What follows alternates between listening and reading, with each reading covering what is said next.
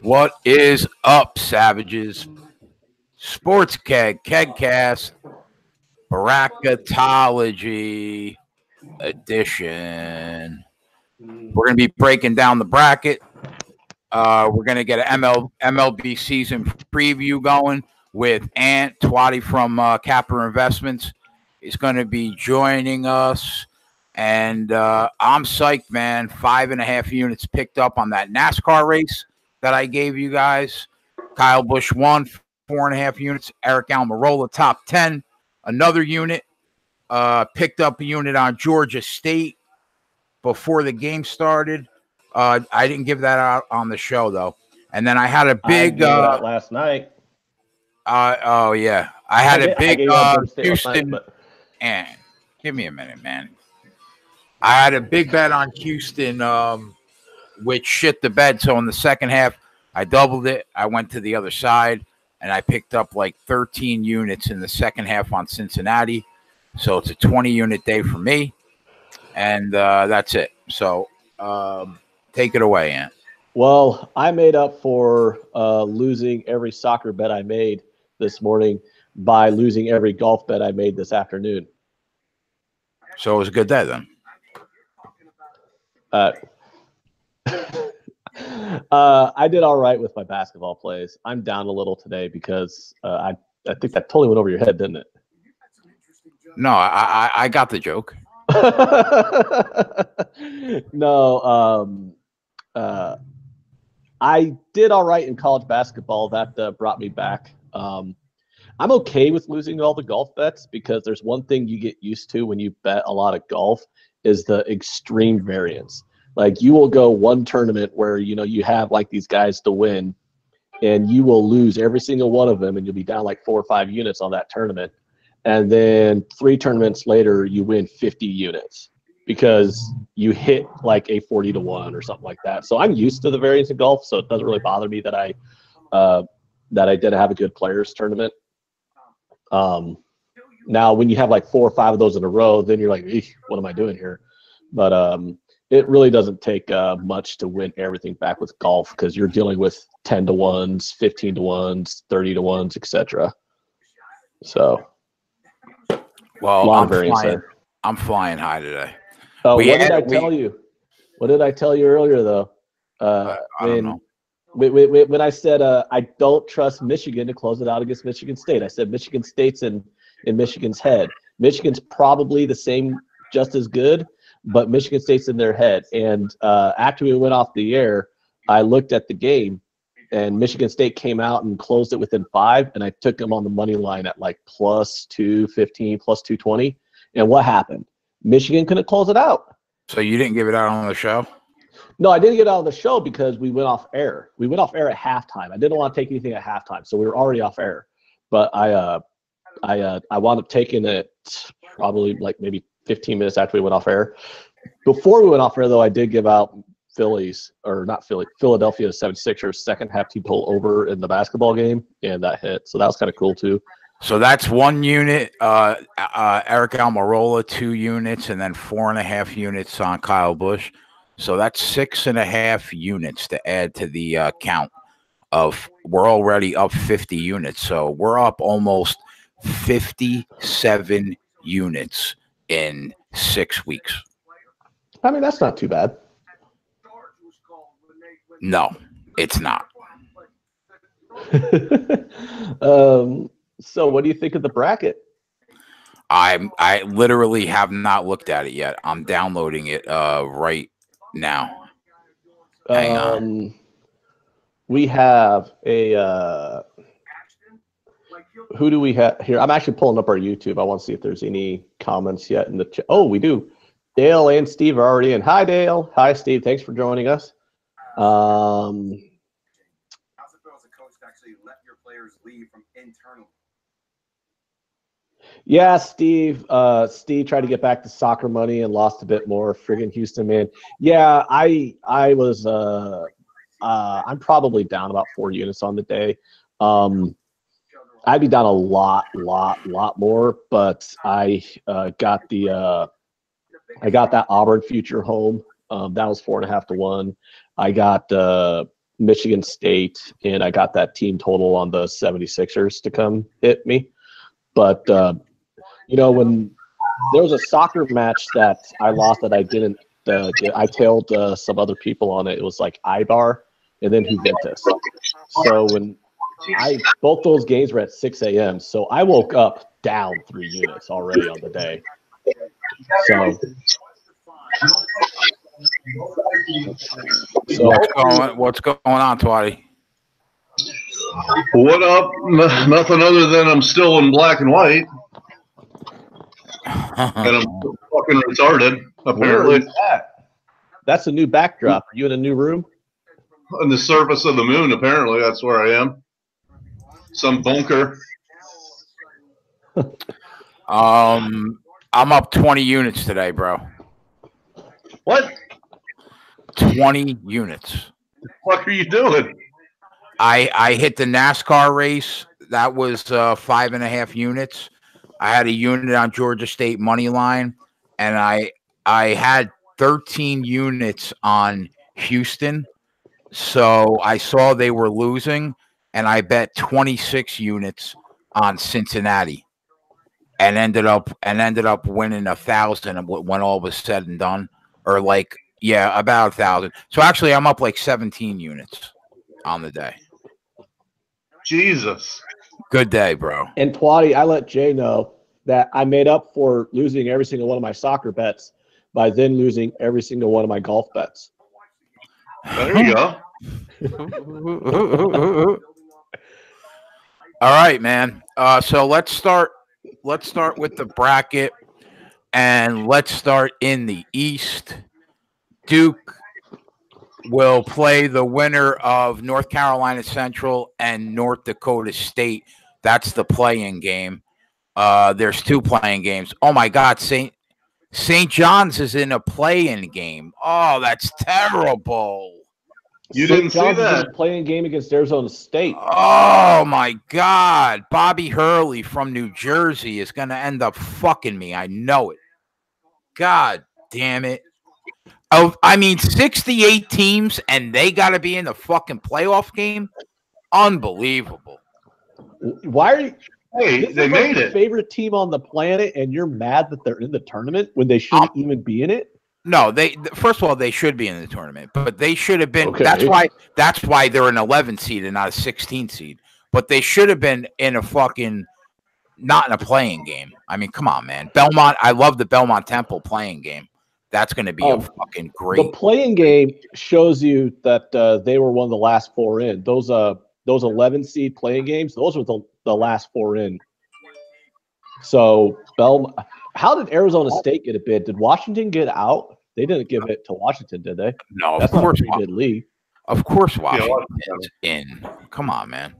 Where are they? I don't see. Oh my God, they gave 3 bids to that fucking garbage conference. Are you sure? They're a 9 seed.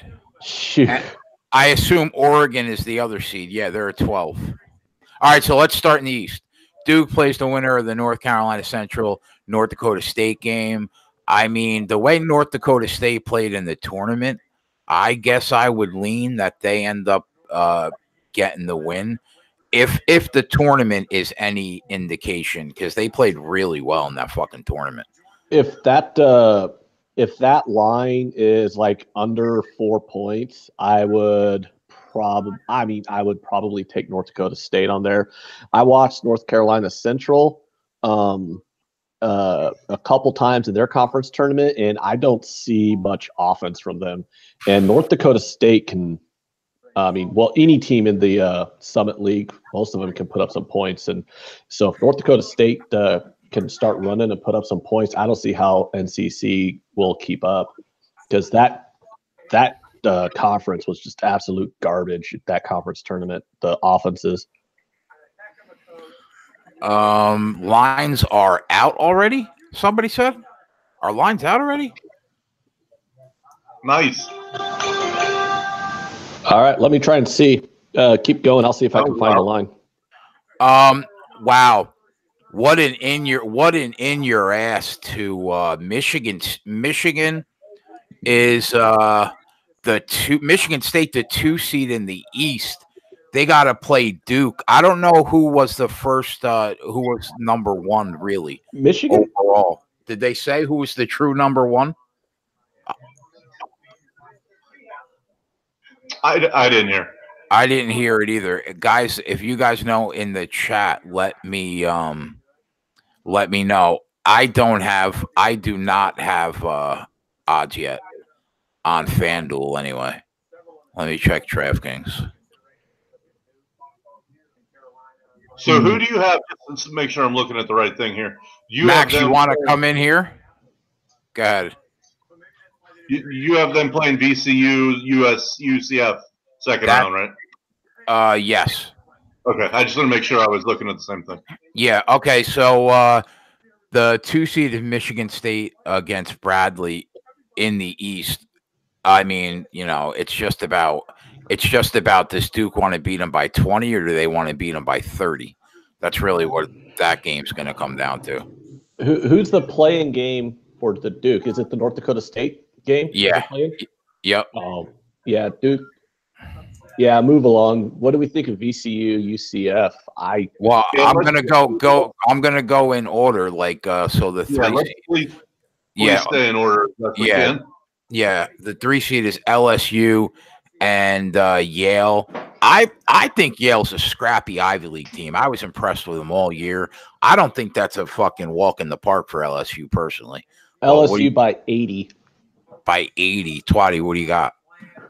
No, I mean, Yale can put up 100 points on anybody. Well, not on anybody, but they could put up 80 on anybody. Obviously, there's going to be too much size and athleticism in the paint. There's just no way. A Big B down there and Nasri down there. Yeah, I mean, they got good guard play, too. I mean, they could hang for a half, but I don't see them hanging long.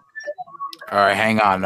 Just go do the 4. I'm just sending Max the invite. Any spread under 20 on the LSU game, I'm laying. So if it's like 15, 16, I'll lay it. LSU wins that game by 30. All right, so I just want to make sure I gave him the right. Oh no, it's 1986. Virginia Tech and St. Louis is the 4-13 matchup. Yeah, that'll be a boring game. What's the total going to be on that? Yeah, that'll be a boring game. St. Louis does nothing for me, not against that defense. Yeah, no, Virginia Tech moves on. Yeah. Yeah, Virginia Tech moves on in a 60-43 kind of game too. That game's going to be just awful to watch. I won't even watch it. I'll probably bet it. I'll probably take the under, whatever the hell the total is, and then forget I bet it and watch something more interesting.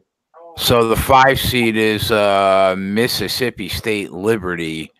I mean, Mississippi State is not great. I don't think. Yeah, that's nice. That's a nice game right there. What site are you guys looking at lines? Yeah, I didn't have any lines yet on any of the sites I'm looking at. Yeah, Duke is the true number 1. So what a fucking in your ass to Michigan State. They get the 2 seed and they have to play the true number 1 seed in the tournament. I mean that's bad, man. That's bad. What did they give Kentucky? We'll wait. All right, so the 6, Maryland against the winner of Belmont or Temple. I think Belmont and Temple are live against Maryland.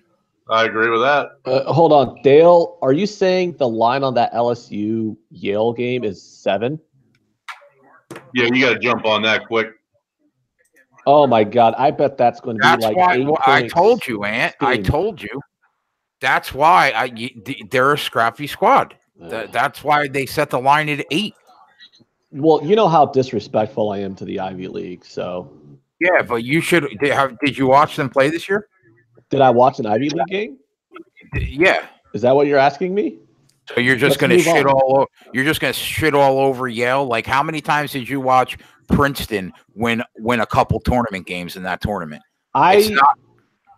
Here's a pin. How about I throw it into my eyeball if you want me to watch an Ivy League game? Let's move on. I still like that. Jay. I do like that though. I think they cover the 7 pretty easy. You're talking about LSU. Yeah, yeah. Yeah, I mean, okay. But I'm just saying they gave them respect. Is Max Sure, with they us? did. Yeah. Yeah, I'm in here. Max, what's your thoughts on we're in the East right now, talking about the East. What's your thoughts on Michigan State having to play in the true #1 conference in Duke with Duke in the East? Listen, this is a Michigan State team that has risen to the occasion, battled adversity, and showed us over and over again that they're going to win games more often than not. So let's see Duke get to this bracket final before we start wondering, well, can they beat them or not? We were up to Maryland, and I said Twatty and I agreed that Maryland, that either Belmont or Temple is live against Maryland, especially the way they played in the Big Ten tournament. What's your thoughts there? Yeah, obviously Belmont's going to be everybody's Cinderella story tonight, but I think that Temple's beating Belmont. I think that when you have experience, when you have the kind of coaching that Fran Dunphy has, I think that in the end, as great as Belmont's been scoring-wise, they're 2-2 in their quad 1 games, and I think that Temple is going to be able to take their whole body of work and transfer that into some success and at least this matchup. So you would say Temple's live against Maryland then? Yeah, I think that Maryland's too young, and I think Maryland's going to fold. I agree 100%. My opinion on Maryland, it's like, okay, I see that they've been a borderline top 25 team all year, so they're supposed to be good. But every time I watch them, they freaking they lose to a bad team. So I don't know. I don't know what I'm supposed to think of Maryland. Every time I watch them, they lose, but they're a top 25 team. So yeah, it's because of the conference that they play in, and because there's a bias towards the Power 5. I see about 6 or 7 teams that do not deserve to be in this tournament. All right. Well, as we go, let Arizona us know. State. We're up. There's another. Yep, we're up to Louisville. The 7-10 match. Louisville and Minnesota. The line on this game, Louisville -4.5, and I'm all over Louisville. Agree. All over them. Yeah, Minnesota's a fucking joke. They don't deserve to be in this tournament. And Louisville has looked really good, man. I might jump on that now. Minnesota to me is a lot. My bookie AG, I think, has the first round. I think. Yeah, market? It should be third. Hold on, let me count. 2, 4, 6, 8, 10, 12, 14, 16, 18, 20. Yeah, the first round. My bookie AG. So I'm just looking there, just for the lines. Yeah, Minnesota to me is similar to Maryland. In every time I watch them, I'm not impressed. The main reason why I hate Minnesota is because I bet a lot of money on them and they lost Illinois. So yeah, Richard Pitino's the family guy. He likes to go to fucking out to the movies with his kids and his dog. I like his father, who likes to party with strippers and fucking prostitutes.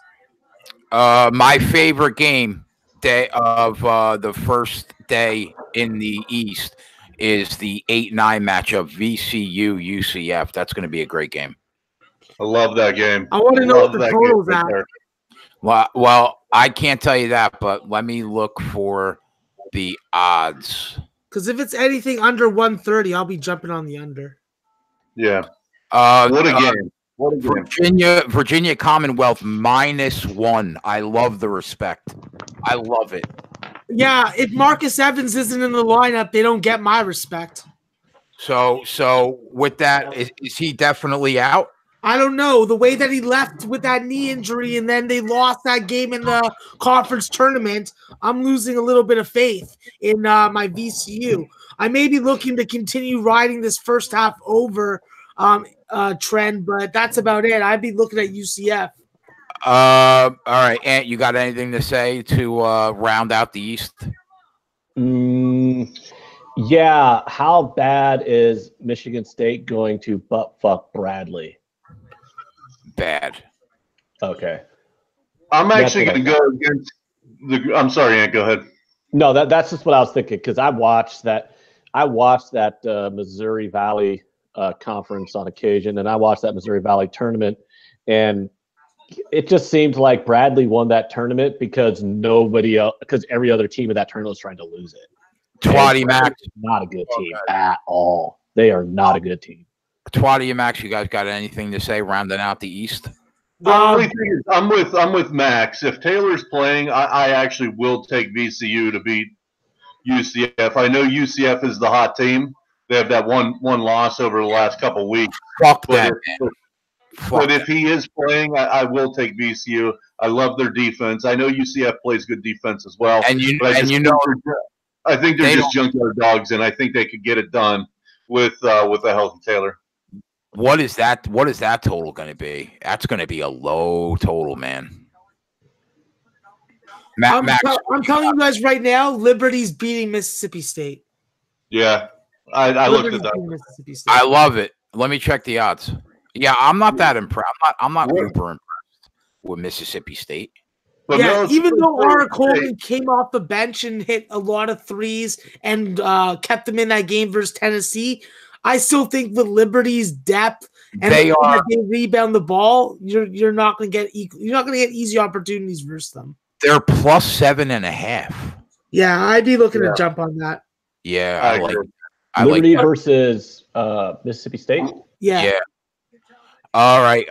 Moving on. Stay later so we don't jump around and lose everybody. Yeah, moving on to the West. Gonzaga, obviously number 1 seed, playing the playing game FDU against Prairie View. What do you got? I like Prairie View on it. I don't know what the line is, but I think Prairie View is probably FDU's 1.5. Yeah, plus 1.5 for Prairie View. Yeah, I'd take Prairie View. Just on I'm honestly don't know that much about we're talking about Fairleigh Dickinson, right? FDU. Yes. Yeah, yep. I don't know that much about them, but I do know I've watched Prairie View a bit during their conference tournament, mainly because I bet them. Prairie View has a history of being in the tournament. In the realm of those 16-15 seeds, they're probably one of the better teams. Or at least one of the more capable teams of winning a playing game. I would just probably take them on experience, and just because I don't really know that much about Fairleigh Dickinson. Yeah, I'd be looking at FDU. The fact that they got 2 solid big men in Mike Holloway and Caleb Bishop, and the fact that these guys, they're guards, they can go fast with Prairie View, but they can also stymie them. They can play zone too. So obviously Prairie View has a lot of guys that can shoot over the zone, but the point of playing Prairie View is to be able to find a way to slow them down. You can't have them play at the pace that they played versus Texas Southern and have a chance. FDU also makes a shitload of threes and hits free throws, so I'll be looking at FDU 100%. Max, Twatty, do me a favor and retweet. Let people know you're on the show so we can get as many heads in here as we can. Yeah, no problem. All right. Moving on. Michigan is the 2 seed playing a Montana team that's been better than average, especially in their conference. So they are plus 15.5 against Michigan. That's disrespectful. Making Montana 15 seeds disrespectful. Yeah, Michigan's not covering that number. I agree. I concur. I think Montana is a pretty good team. And I agree. They probably do stay within the number. I think, isn't Montana a 14 seed, borderline 13? I mean, are they not underseeded here? I think they're underseeded, but they're also missing their key big man. So I think that the committee's taking that into consideration because they've had to adjust their style of offense. All right, moving on. The team I love. Texas Tech, a 3 seed. That's exactly what I said they'd be. Taking on number 14, North Kentucky. I mean, I love them. They're minus 14.5 in this game. What do you guys think? It's a big number, but their defense just shut down Northern Kentucky. I don't trust Texas Tech laying double digits. But don't you think that defense shuts them down, Max? Yeah, but look what West Virginia did to them. There's a lot of different teams that played a lot of different styles that now have tape on how to beat Texas Tech. This is not the Texas Tech team from last year. These are a bunch of glue together pieces and centered around Jared Culver. Unless Jared Culver takes over each game and scores 30, Texas Tech is vulnerable every game they play. Yeah, the offense, that's been the problem. When that offense is clicking, they're really hard to beat, though. I give Texas Tech a little more credit than maybe Max does. I really like their point guard. I really like Moretti. I mean, he's a knockdown shooter, and obviously Culver at times can take over a game. So I do like their offense maybe a little better than Max, and yes, they do have a shutdown defense, but they can get in these rock fights, these phone booth fights where it's hard to cover 12, 14 points. So I am with Max in regards that they probably don't cover that number. Yeah. Can I just say one thing? Yeah. How I approach March Madness and specifically the tournament, I go contrarian. If I'm going to see a game that has 80% of tickets on one team, I'm not even going to cap the game. I'm just going to hit the other side. I buy that. Yeah, I don't do it for NIT or CBI or CIT. I do it for only March Madness. Yeah, all those ticket counts are. Never mind. I won't get into that again. I know how you feel, Ed. I know. That's why I said never mind. I won't get into that again. We're not going down that rabbit hole. Sites I look at them. The Texas Tech Northern Kentucky game, from a betting standpoint, for me, is just going to be a complete pass because I'm absolutely not going to bet on Northern Kentucky against Texas Tech. But like Max said, I'm not trusting them to cover 2 touchdowns essentially. Because they do get into rock fights. So I'm just going to pass that game and look for a better betting opportunity with Texas Tech and Buffalo in the second round. Probably the funnest game in the West, Ja Morant against Marcus Howard. It's Marquette. Oh, I love it. Yeah, Marquette Murray State 5-12. Marquette is -4. I'm semi-erect for this one. I can't wait to see this one. That's going to be good, Twatty, man. I can't wait to see those two. What do you think, Max? I think that Murray State's going to be exposed. I think that Marquette really is going to be able to put the clamps on them defensively, take advantage of them from the line, and use multiple different offensive pieces to get the offensive going and take the pressure off Marcus Howard. I'm looking for him to have a big second half in this game. And I'm looking for Marquette to not have a lot of trouble with this Murray State team. All right. 4.5. I mean, I know these 5-12 matchups are trendy for underdogs, but I mean, if Marquette gets into their groove, they can win this game by 20. Like Marquette can throw up 90 on a bad defense at any given time. What was the line, Ant or Jay? 4.5. Oh yeah, okay. So yeah, I'm on Marquette. I mean, I do. I mean, obviously, you got a transcending player like Ja Morant. I mean, you can stay with anybody, but at 4.5, I would have made that probably 8. So at 4.5, I'm all over Marquette. 6-11, Max. Did my Johnnies beat Arizona State in the playing game? They fucking better. They fucking better. That's what it is. It's not if. They fucking better, or Chris Mullen needs to be fucking sacrificed with a knife. I fucking love you, bro. I love fucking hell. Worst dressed coach in NCAA basketball. That's what we're doing now? That's what we're doing? We're critiquing the outfit now? Listen, outfits matter, okay? The best coaches are the best dressed. If you're not freaking dressed in like $1 million, then you're not going to freaking be able to coach like you're worth $1 million. Well, remember that Kentucky Ole Miss game where I was betting on Kentucky strictly because Calipari's suit was clearly $5,000 more expensive than the suit of whoever the hell coached Ole Miss? I mean, the Johnnies are +1, man. I'm backing them. I'm 100% backing them. Yeah, well, I agree. Here's the thing is the Johnnies better fucking win, because somebody needs to punish this shit-ass committee for putting 3 Pac-12 teams into this tournament. Yeah. All right, we got 20 heads in here. 2, and they got 3. To everybody new that's checking us out, we appreciate it. We do the show about 5 times a week. We're going to be on here every day during the tournament, fucking killing it. We're up 57 units on this show in 6 weeks. Max is on here all the time. Twatty's on here all the time. Me and Ann are part of the Sports Keg, and we appreciate you guys watching. All right, back to the bracket. What do you got? What were you going to say? Wait, so can I get my take on St. John's or what? I would love Absolutely. to hear. I would love to hear your take, Twatty. Probably the most underachieving team maybe I've ever seen. Quite possibly. I mean, they are better at probably every position than Arizona State, and they better fucking win. They're better at every position than Arizona State.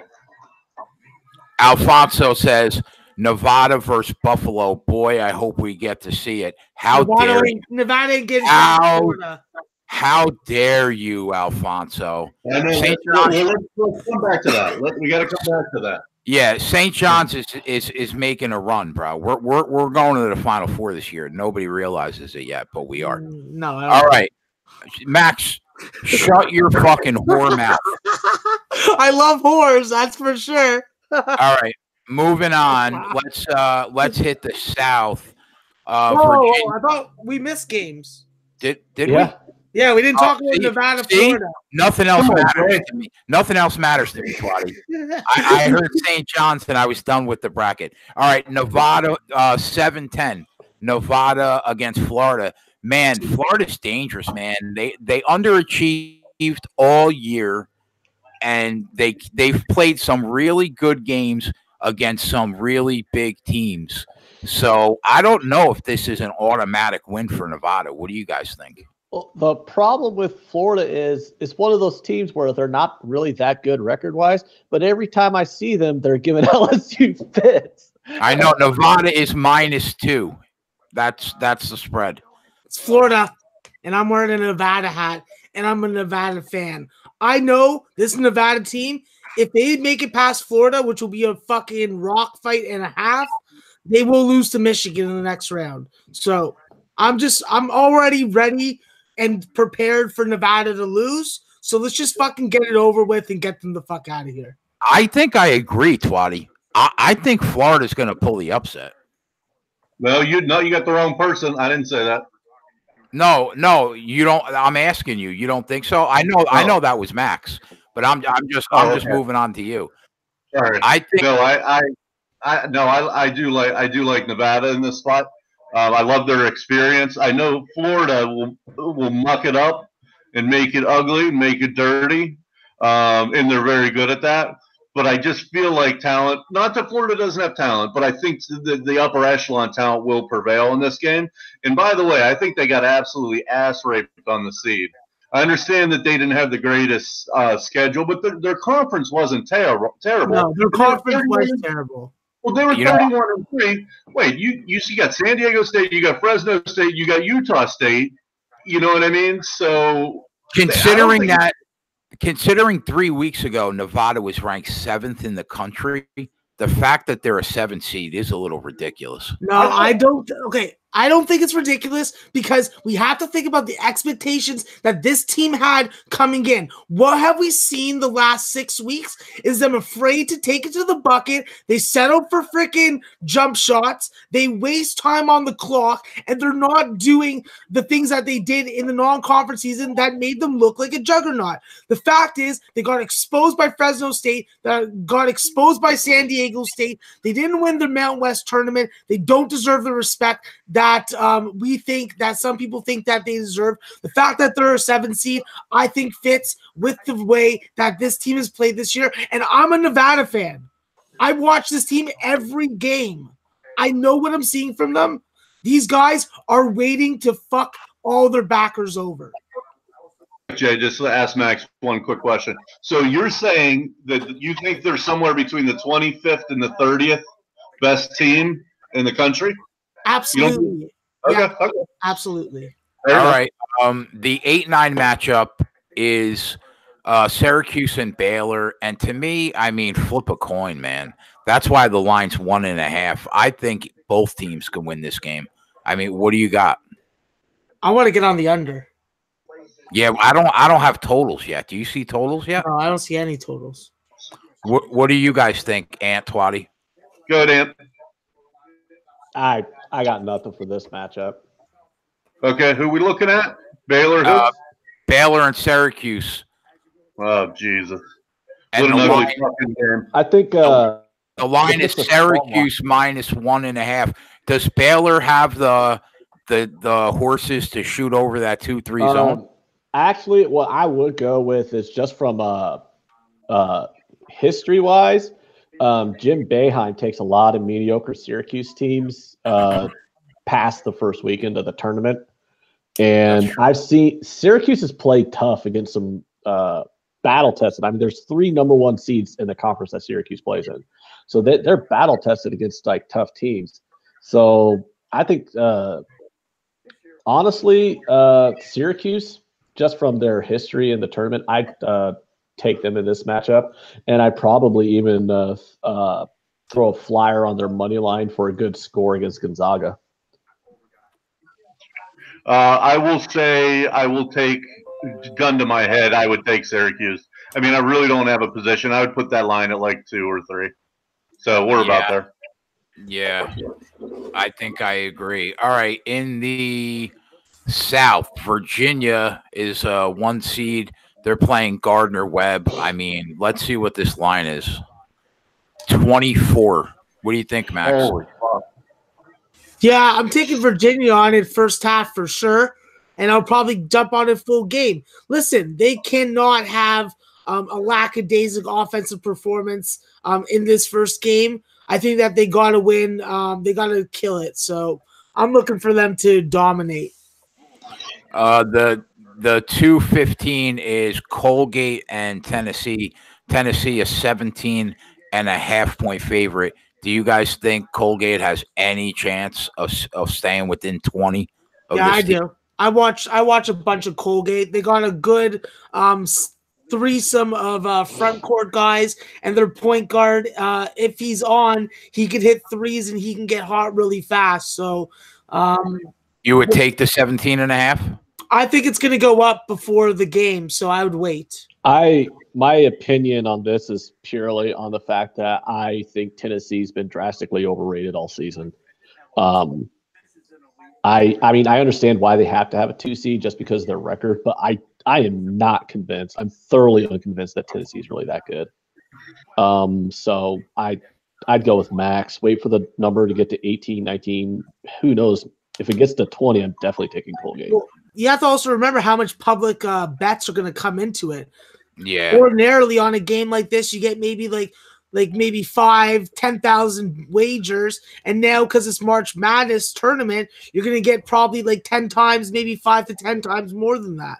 So this line is definitely going up. 100%, especially the top 8 teams, all the 1s and 2 seeds. The lines are going to be really inflated because the action is going to be so heavy on these public sides. So I completely agree with that. The 3 and the 14 is Purdue, Old Dominion. Purdue -12. What do you think, Twatty?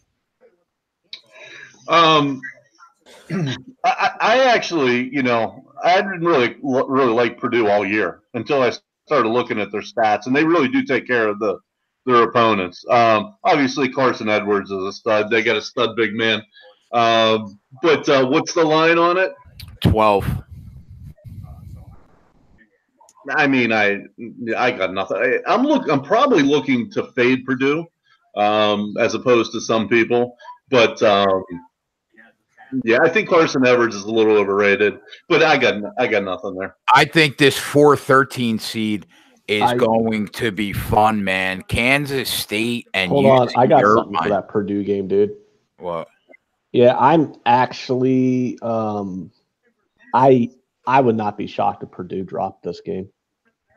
If they lost? Yeah, I'm not. I haven't been impressed with Purdue all year. I'm not a fan of Purdue.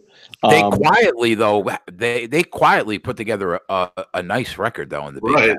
Yeah, I mean, I'm not saying they're going to lose, but I'm saying I'll take Old Dominion on the points, and I might, depending on what the money line is, I might just sprinkle for fun a little on the money line to see if I can get a score.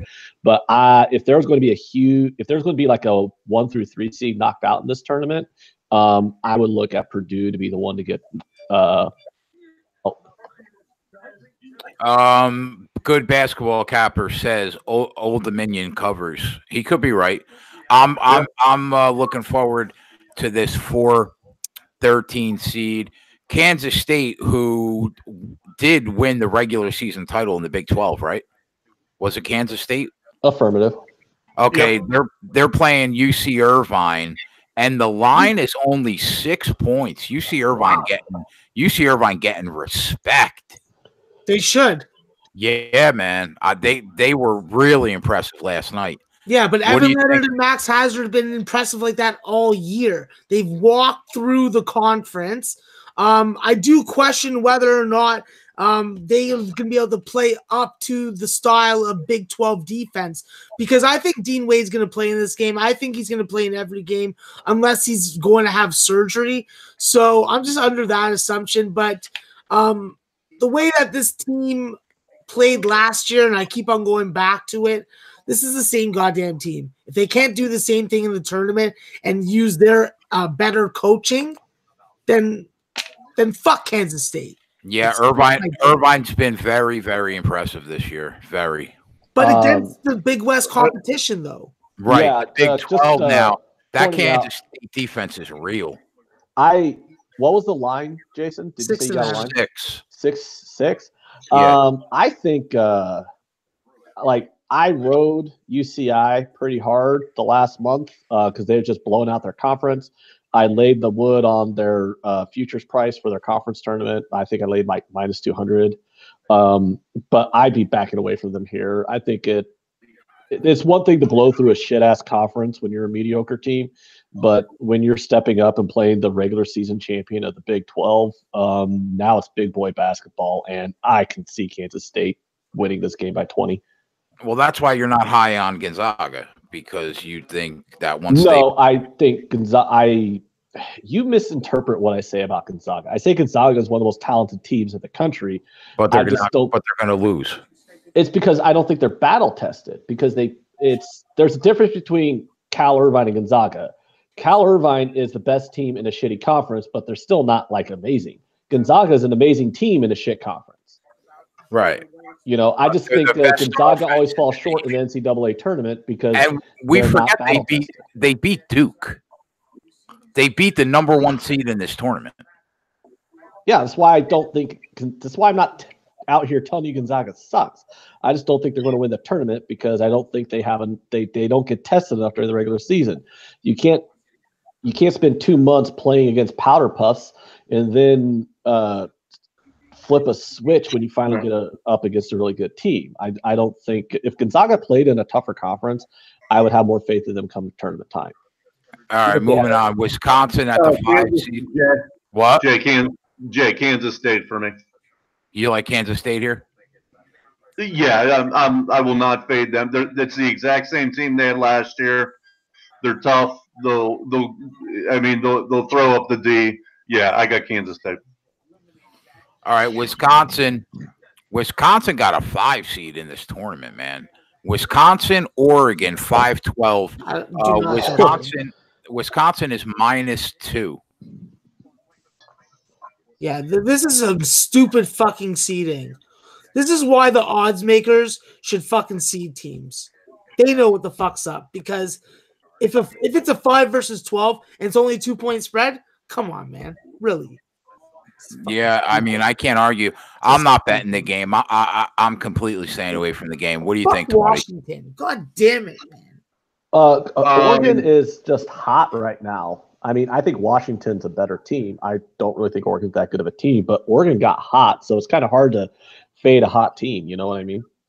Yeah, Oregon I mean, won the at-large bid. Washington didn't. They've choked. They choked on Dick. They liked it. It was cool.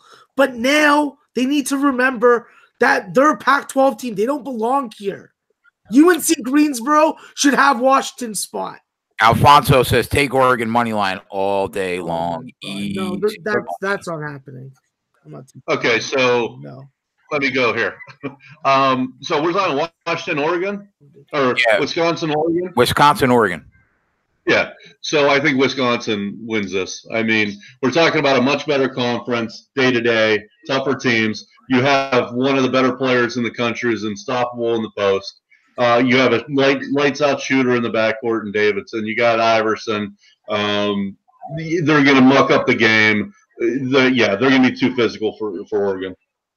Yeah, I buy that. I don't disagree with anything Twatty said. The only reason why I'm not taking anybody in this game is simply because just Oregon's so hot right now. But I'm not going to bet on them because everything Twatty said is correct. Wisconsin's clearly a better team. 6-11, we got Villanova taking on a St. Mary's squad that just beat Gonzaga to win the West Coast Conference. So, I mean, theoretically, if they could beat the Zags, why can't they beat Villanova? Because Villanova's going to win. No. That's phenomenal insight right there. Villanova's -5. What do you think, Twatty? Villanova who? St. Mary's. I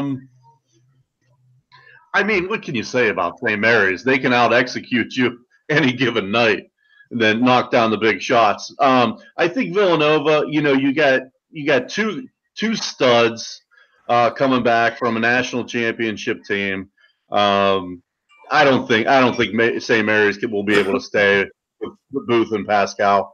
What was the spread? 5. Yeah, I like Villanova to cover that. I am with Twatty 100% on this. I'm with Twatty 1,000% on this. Villanova has the better athletes, the better coach, the better pedigree. St. Mary's is in this tournament because they caught a sleeping giant in Gonzaga. Did Gonzaga really give a shit about that Big West title game? Gonzaga, obviously, it didn't matter, obviously, because Gonzaga is still a 1 seed. Villanova is clearly the more talented team. What do you think, Max? Half their damn team won a national title already. I mean, let's not forget, this is a defending national champion versus a St. Mary's. Four starters are in the NBA right now, so I don't buy that argument. Yeah, this team definitely can and should, on paper, eliminate St. Mary's with ease. But what we saw from St. Mary's, that's the kind of shit that can carry over with a team that doesn't belong. I was saying after the win that I was instantly going to start fading St. Mary's, and as soon as the line came out, but the odds makers are showing a lot of respect to St. Mary's. I thought this game was going to be 8 or 9 points, and seeing 5 doesn't give me a lot of good feeling. 7-10 Cincinnati against 10 seed Iowa. Iowa +4. I leaned Cincinnati. I don't know. I just haven't bought into Iowa all year. I know Twatty's high on Iowa, but I just haven't bought in all year. I think they just beat a way better team than they're going to play in the first round against Iowa. What do you think, Max? I'm not sure about it. I'm not a buyer of Iowa. I don't think Iowa should be in the tournament. They're a fraudulent team, so I'm not going to be backing them at all. I think I agree, Twatty. I know you're high on them. I mean, maybe they should be in the tournament. No. What? No. I mean, I was at points this year when they were done, but they've looked like shit lately. They've got beat by bad teams they should have blown out. They didn't.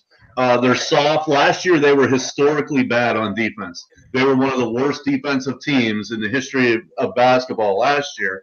And at the beginning of this year, they turned it around, but now they're going back to their defensive tendencies of last year, and they've just been getting routed. And I have absolutely no confidence in this team. Yeah, I don't really either. What's up, Trigger? What's up, Chris Blanchard? What's up, Gerardo Hernandez? Good BK Capper. Thank you guys for joining us. What were you going to say, Ant? This just looks like one of those teams where you have a really good defense versus a really good offense, and it'll just come down to if Iowa can't play any defense in this game, then I think Cincinnati will probably come out. If Cincinnati can get enough stops on Iowa and keep them to about 70, then Cincinnati should be able to win because, like Max and Twatty said, they're all Iowa's defenses look like ass lately, and they've been getting stomped by teams they should not be getting stomped by. Nebraska had no business taking them to overtime. I think Nebraska might have won that game. I'm not sure. Who did they get stomped in the Big Ten tournament? I can't remember, but I know they lost to Michigan by 40. Yeah. So, I mean, if you're going to take a team that their last game they lost by 40 and you want to take them against a team that just won their conference tournament, then I guess you like setting money on fire. Rounding out the South, Ole Miss 8 seed, Oklahoma 9 seed, Oklahoma +2 here. You know, Oklahoma was a great team to back against the spread this year. They, even when they lose, they've just hung around. Like they just hang around, even when they're losing games. So, I mean, I don't think it's an automatic take Mississippi here. What do you think, Max? No, I agree with you there. Oklahoma, the way that they play defense, they're playing balanced basketball. They're trying to win with defense. They're slowing the pace. They can hit free throws, and they have multiple guys with experience from other schools and other systems that I think are going to be key here. I look for Mr. Reynolds to step up for Oklahoma.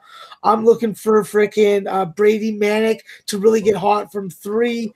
I think Oklahoma has the chance to beat Ole Miss because Ole Miss is going to be very dependent on their trio of guards and Schuler, Davis, and Tyree. And I think that they just don't have developed front court scoring that is going to be able to deal with the length and size Oklahoma can throw at you. All right. You guys have any closing thoughts on the South? No, I just agree with that take there by Max. I concur pretty much 100% with that. I just want to say Lon Cougar has nicer suits than the Ole Miss coach, so I'll probably be on the side of Oklahoma. All right. That is just fantastic right there. All right. Midwest, North Carolina. Poor Iona, man. North Carolina 1 seed, Iona a 16. They are a 24.5 point favorite. Lay it. And I mean, I think I agree. Do you lay it here, Max? Like, is it just pick your number? I'm not thinking that. I've watched a lot of Iona basketball. They can, if they play at a fast enough pace, then they can score. I don't think that they can hang in for a full game. I do think that they can hang in for a half based on Iona's skill, their pace and scoring ability, and North Carolina's tardiness. I love it, Nolly. Better suit.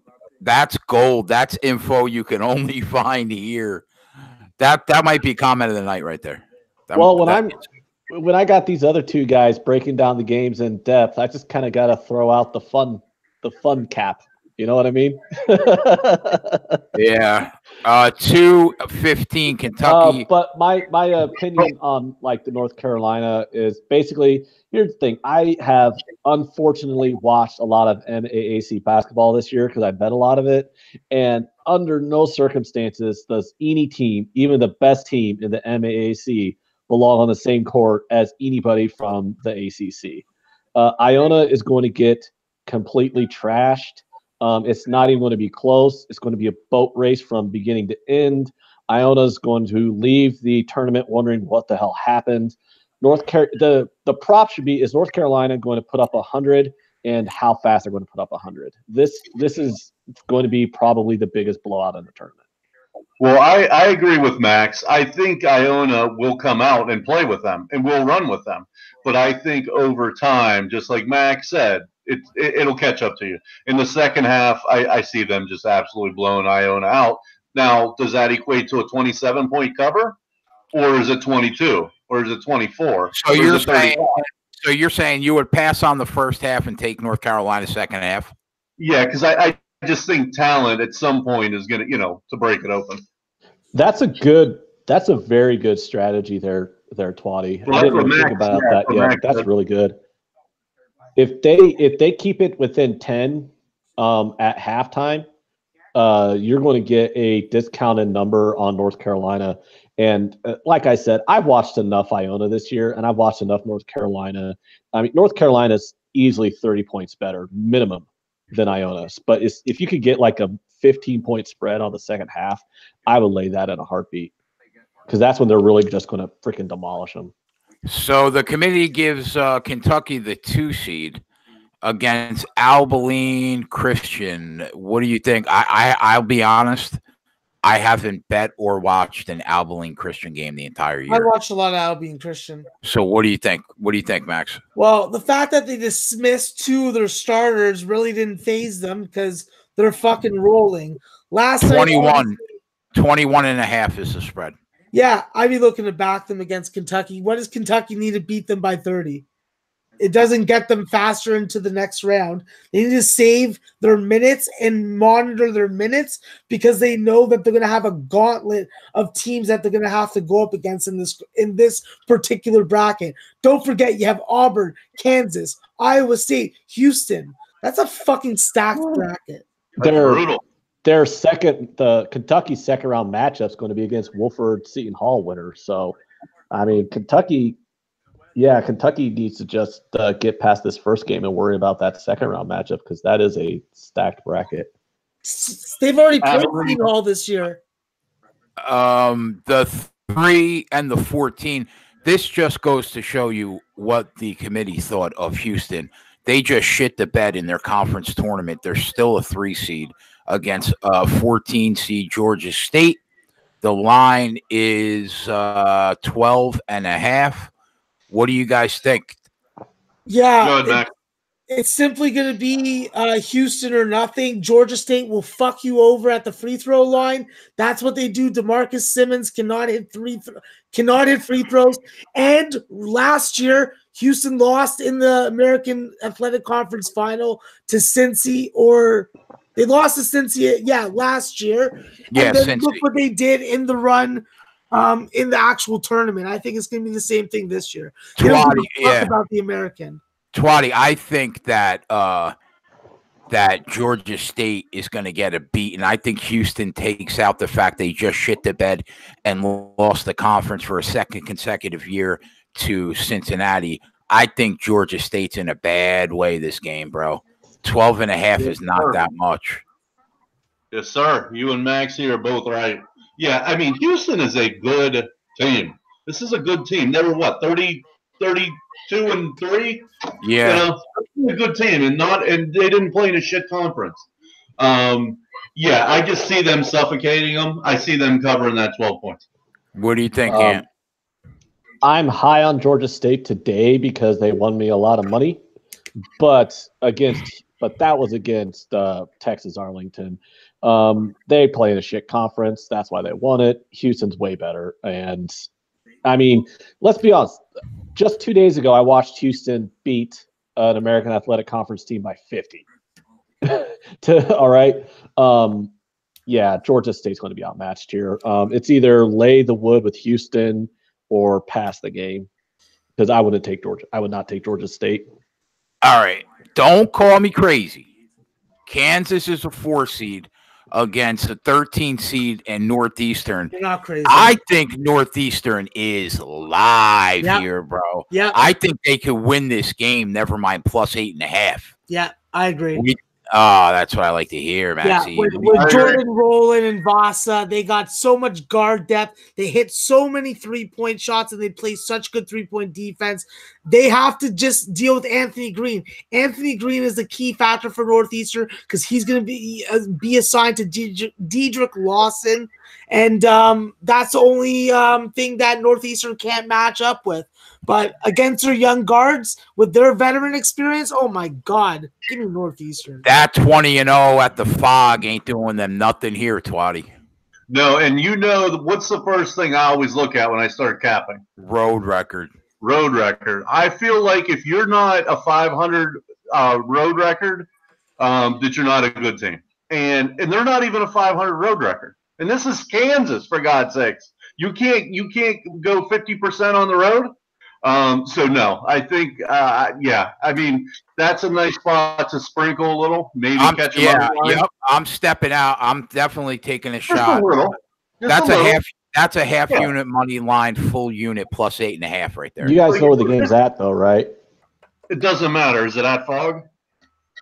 This game isn't. No, this game's Salt Lake. Never mind. I was looking at the last game. Didn't we just watch Kansas lose? You said, but they're home. They played across the street and got fucking blown out, bro. And there was more Iowa State fans over there. that game, and I won on the last second, so that was cool. I did it back. There was way more Iowa State fans there. I'm not going to disagree with you guys here because honestly, it's come the tournament. What is the team that always disappoints in the NCAA tournament? Kansas. Like seriously, they'll get number 1 seeds and still fail to make it into past the first weekend. I mean, for a team that's been seeded as high as they have, to only have like 1 national title and like, I don't know, when did they win the national championship? Like 8-9 years ago? And that was like the only one since the 80s. Like, how does this team not have more national titles? Because they always shit the bed in the tournament. So if you're going to go out on a limb here and say, yeah, let's fade Kansas in a tournament game, I'm not going to argue with you because I probably, if I'm getting like a plus 400 number, I would probably sprinkle that money line with Northeastern also. That Northeastern team is a really, really good mid-major team, man. I think they got a shot. Well, here's the other thing is Kansas is also used to getting 1s and 2 seeds. This is probably their best first-round matchup that they've played in years as a 4 seed. They're up against a 13. They're usually just go right into the second round because they play 15s and 16 seeds. So there's a big difference between a 13 seed and a 16 seed. The 5 seed Auburn against the 12 New Mexico State. I'm really high on. I mean, Ant and I just cashed. We just cashed a plus 475 SEC tournament future on Auburn.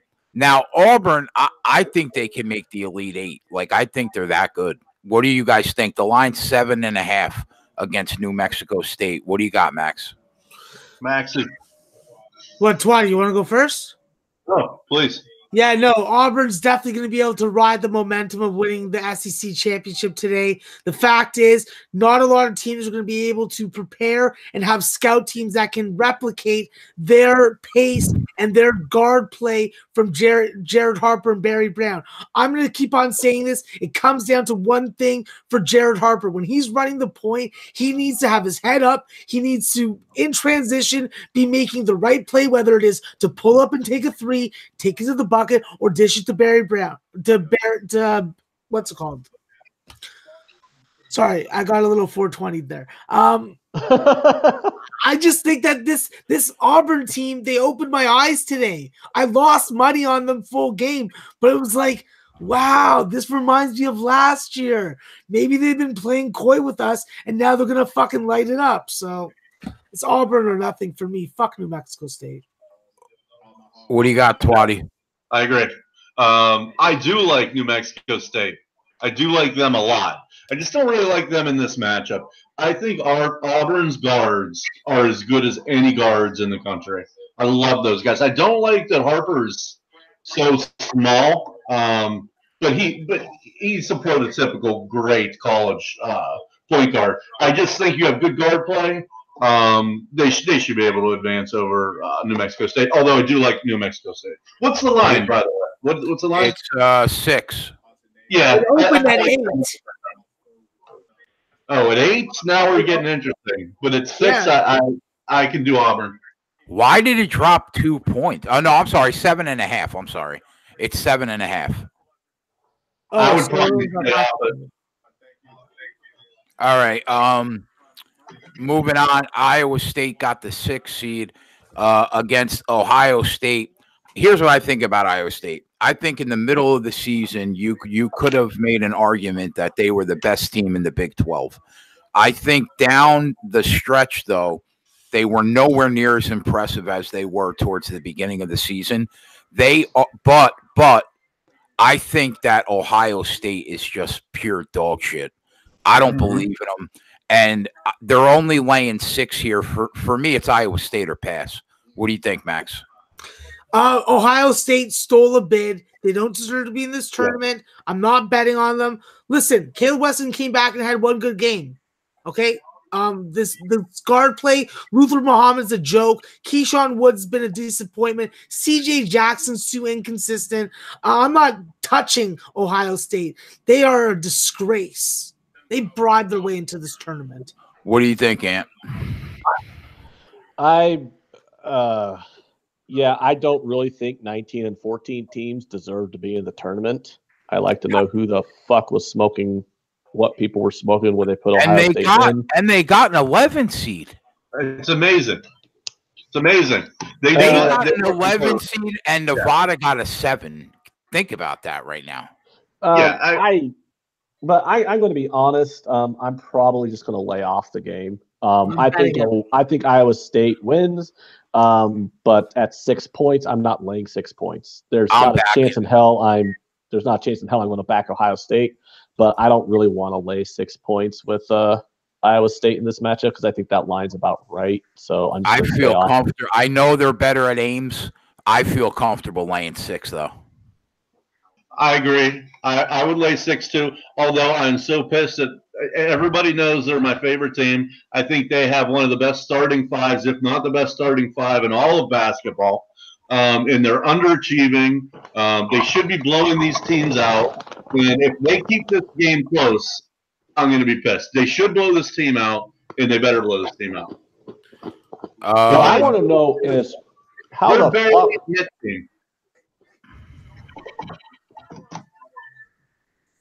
What were you saying, Ant? Nah, it was a sidetrack, so let's stay on course.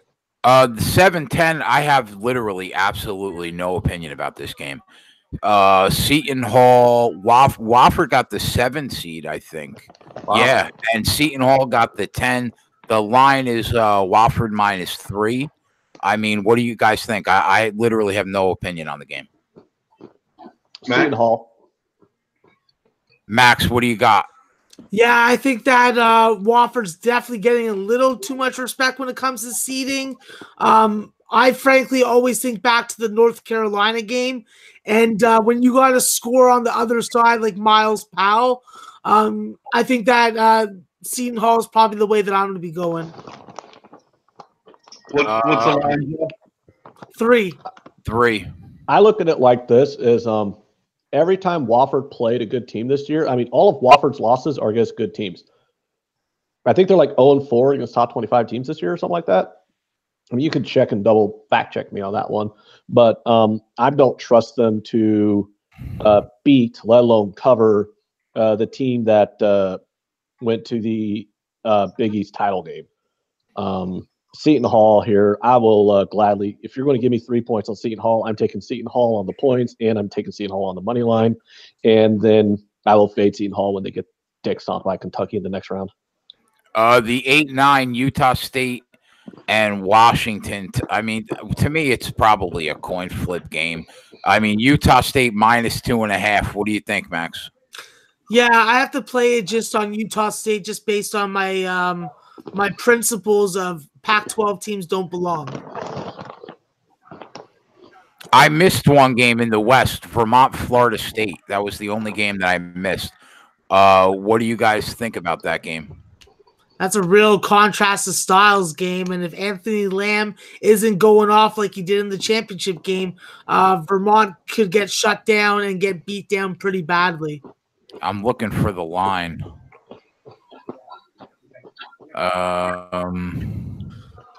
Anybody? You see the line? Utah State, Washington. 13. Florida State's -13 against Vermont. Woo! That seems like a little too much. That is a lot of points. That's a lot of points. I mean, but Florida State is one of those teams that can beat anybody. I mean, would you see that Florida State say that they're the 4th best team in the ACC after the Big 3? Yeah, I would. Yeah, I would too. Also says it too. But here's the thing: they're so long and athletic, they can switch. They can switch on picks. They all can rebound. They all can run. They all can handle. They got a great player in Kofor and Mann, a couple great players. There's someone that I would ride, provided the number's right. That number doesn't sound right. I would probably lean the other way. But they're a team I would look to tail rather than fade. Yeah, you got to also keep in mind that the Duncan trio of brothers, they're all fast, athletic, quick guys. So Vermont's going to be trying to get the ball inside and drive to the bucket. Obviously, they're going to have a little bit of trouble doing that with Florida State's length, but it always comes down to, can you score the ball against Florida State? Because you know that Florida State's going to go through long scoring droughts. Yeah. I don't disagree with anything that you just said. Really. Well, that rounds out the bracket. I mean, let's to switch it up a little bit. Live betting as far as tonight goes. At 9 o'clock, we got the Nets and the Clippers. The Clippers are -5.5. I think I lean Clippers there. The ESPN game at 9 o'clock, Minnesota and the Houston Rockets. The Rockets -9.5 total, 224. Those are the last two games of the night in the NBA. And then I think there is hockey. You got the Florida Panthers and the Anaheim Ducks tonight at 9. You got the Edmonton Oilers and the Vegas Golden Knights at 10. So if we're gonna make some money tonight, I mean, I had a great day. 20 units. I'll say it again, but I wouldn't mind. I wouldn't mind a little NBA action. Here's what I'll do for the chatters. I'll go Brooksy. My NHL guy has been on fire. He's up 12 units in the last 2 days. I'll grab his picks and I'll give them for free in the chat over here. So nice. Give me a minute. And you guys don't have to bet it, obviously, and don't call me yelling if they lose. But well, I'll tell you right now, I'm going to tail it. So he's been on fire. I mean, he won 7 units last night, 5 units 2 nights ago. So I'll throw him in there. I'll throw him in there and you use them if you want. I'm in. I'm betting it. What about your NBA guy? Anything tonight? Yeah, I can grab him. Sweet. I'm just with the NBA. I'm trying to find a reason to bet the Clippers tonight. I think they're laying 5.5 at home against the Nets. Yeah, that's what I said. That's what I said. I said I think if I'm backing anybody, I think it's the Clippers -5.5. I mean, probably get a better number live than 5.5. But I mean, unless the Clippers just do what we think they probably should do and blow them out from the beginning. Yeah, I mean, the Nets aren't a bad team. Yeah, but they're on a back-to-back. They're in the middle of a big road trip, and the Clippers are. I mean, the Mets might not be a bad team, but the Clippers are definitely a better team. I would love to get 3.5 though, under 2 possessions. Triggerman's on the Clippers first half -3. So well, then there it is. There's the bet. Hey, I'm Jen, in. Yeah. While we got Maxie and while we have his genius, do you want to ask him like maybe Final Four, or Sweet 16, or anything? Yeah. Yeah. Let's not go Final Four. Let's try and go Sweet 16. Who do you got? Well, I gotta look at it first, but my bad. I don't know what I'm talking about. Forget it. I'm going too fast. I'm looking at the bracket right now. I'm a little drunk. Yeah, let me let Ant talk first while I pull up the bracket. I'm looking up at the bracket right now, and I sprinkled this out there earlier during our breakdowns, but I'm going to call a shot here. If Syracuse gets past Baylor, I'm taking the Syracuse on the money line against Gonzaga. I don't trust Gonzaga in the tournament to go very far, but it's mainly like Syracuse does this every year. A 11, 12, 13 loss Syracuse gets in as a 9, 10 seed, and then next thing we know, they're in the Sweet 16, and we don't know how the hell they did it. And I don't think it's a bad bet when they're going to probably be an 8-point. They're probably going to be giving up 8 points to Gonzaga. You're going to get them at 400 on the money line. I think that's a decent little taste there to try and grab. Going in the East, if we started it out, I think Duke is one of the Sweet 16 teams. I think the second team in the East that makes the Sweet 16 is Virginia Tech. I think the third team is LSU, and I think the fourth team is Louisville.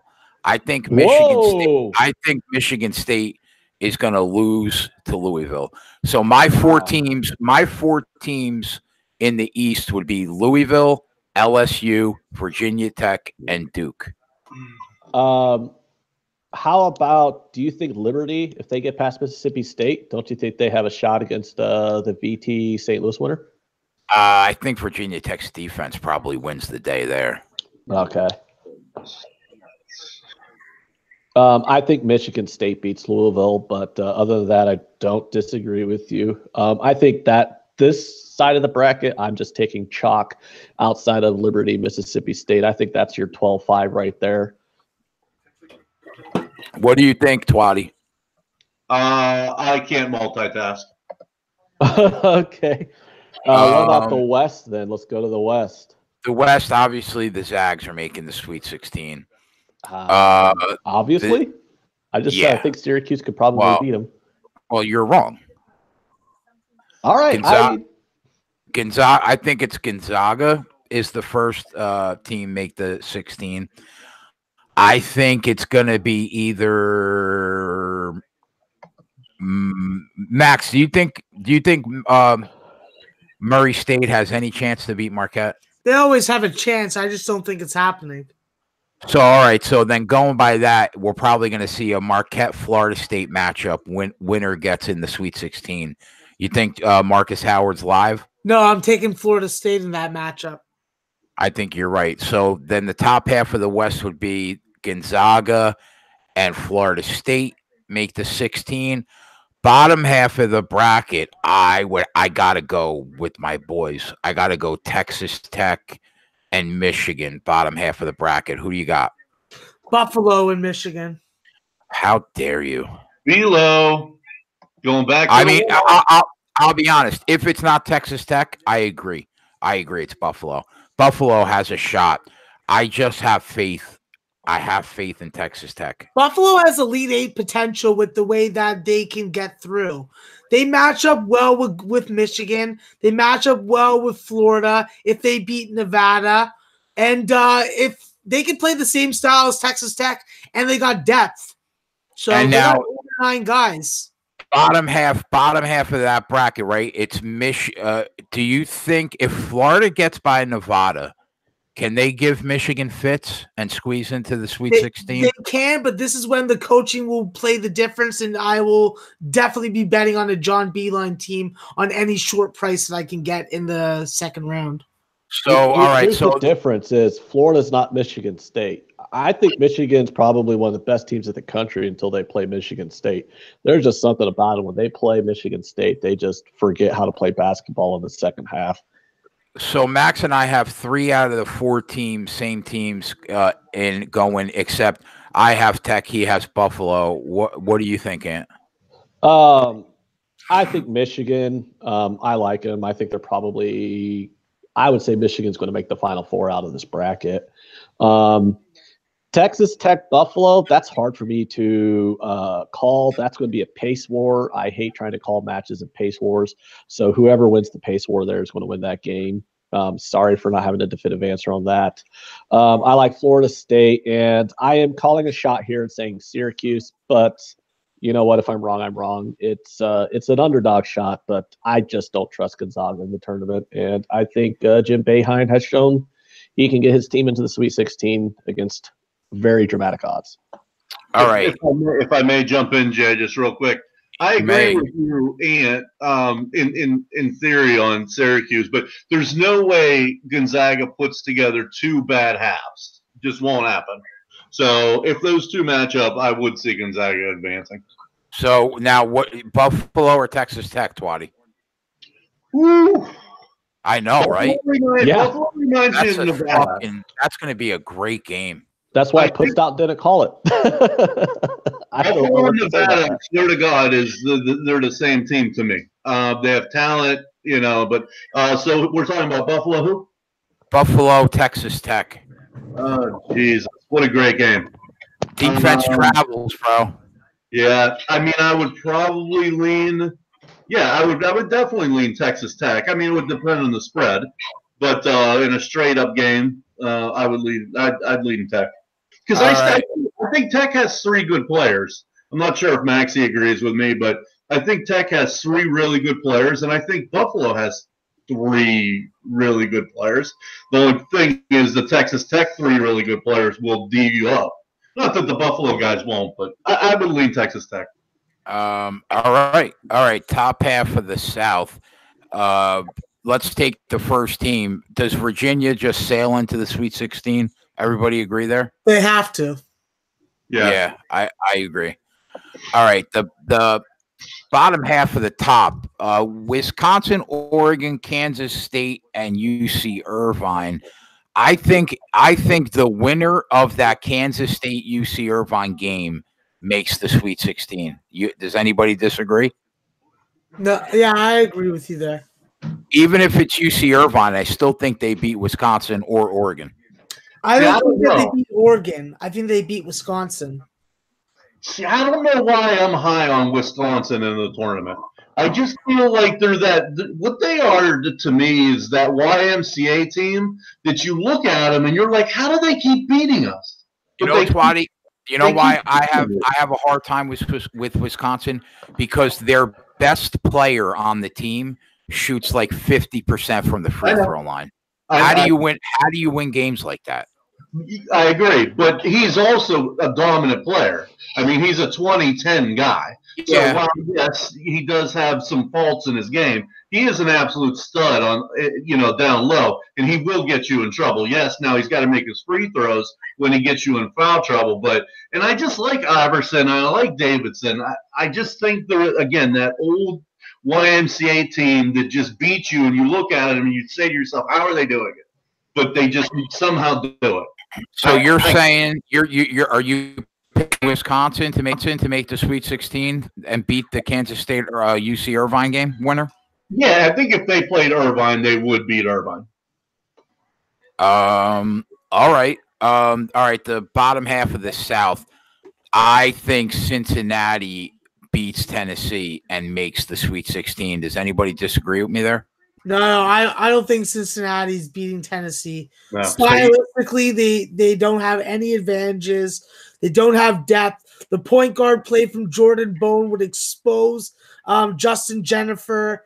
They would have to rely on Cumberland like they did today. And even then, if Admiral Schofield gets hot from three or really takes it upon himself to take over like he did in Kentucky game, that's a hard team to beat.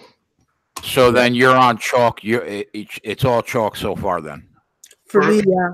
For me, definitely. I think Cincinnati, and you got all the knowledge in the world, but I think they would handle Cincy pretty easy. I mean, Cumberland, he's a good college player. In no way is he an NBA player. And Jennifer's probably their second best player, and I don't think he's very good. I just think that they don't match up, man for man, like Max was saying. With Tennessee. It's hard to disagree with you. I mean, they were the number one team in the country for probably half the year. I totally get it. I was just calling a shot. I was taking a shot. Yeah. What do you think, Ant? For this whole bracket, I got Virginia, Kansas State, Nova, and Cincinnati. Although I wouldn't be surprised if Tennessee won. Obviously, they'll be favored. But I think if there's a 2 that goes down early, it's going to be Tennessee in the second round against Cincinnati. So the top half of the bottom half of the South, Villanova, St. Mary's, Purdue, and Old Dominion. Do you guys think it's Villanova? Yes. What do you think, Max? Yeah, I think it's Villanova, but I think Old Dominion has a good shot to get through. The way that they've come back 3 times or 2 times in the Conference USA tournament, I watched both of them. Very impressive, led by veteran guards. Free throws could be an issue, but defense is definitely the priority for this team. And I think that they can trap and press Carson Edwards and get the ball out of his hands and limit his shot attempts.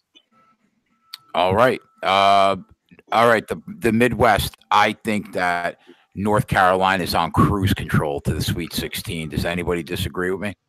North Carolina is on cruise control to the Final Four. All right. Well, let's stick with the Sweet 16. I agree with you. All right. So, Twatty, Max, do you agree North Carolina is on cruise? Yeah, I think that North Carolina has a very favorable map and path to the Final Four. Next. Well, no. Right now, I'm just talking about the 16.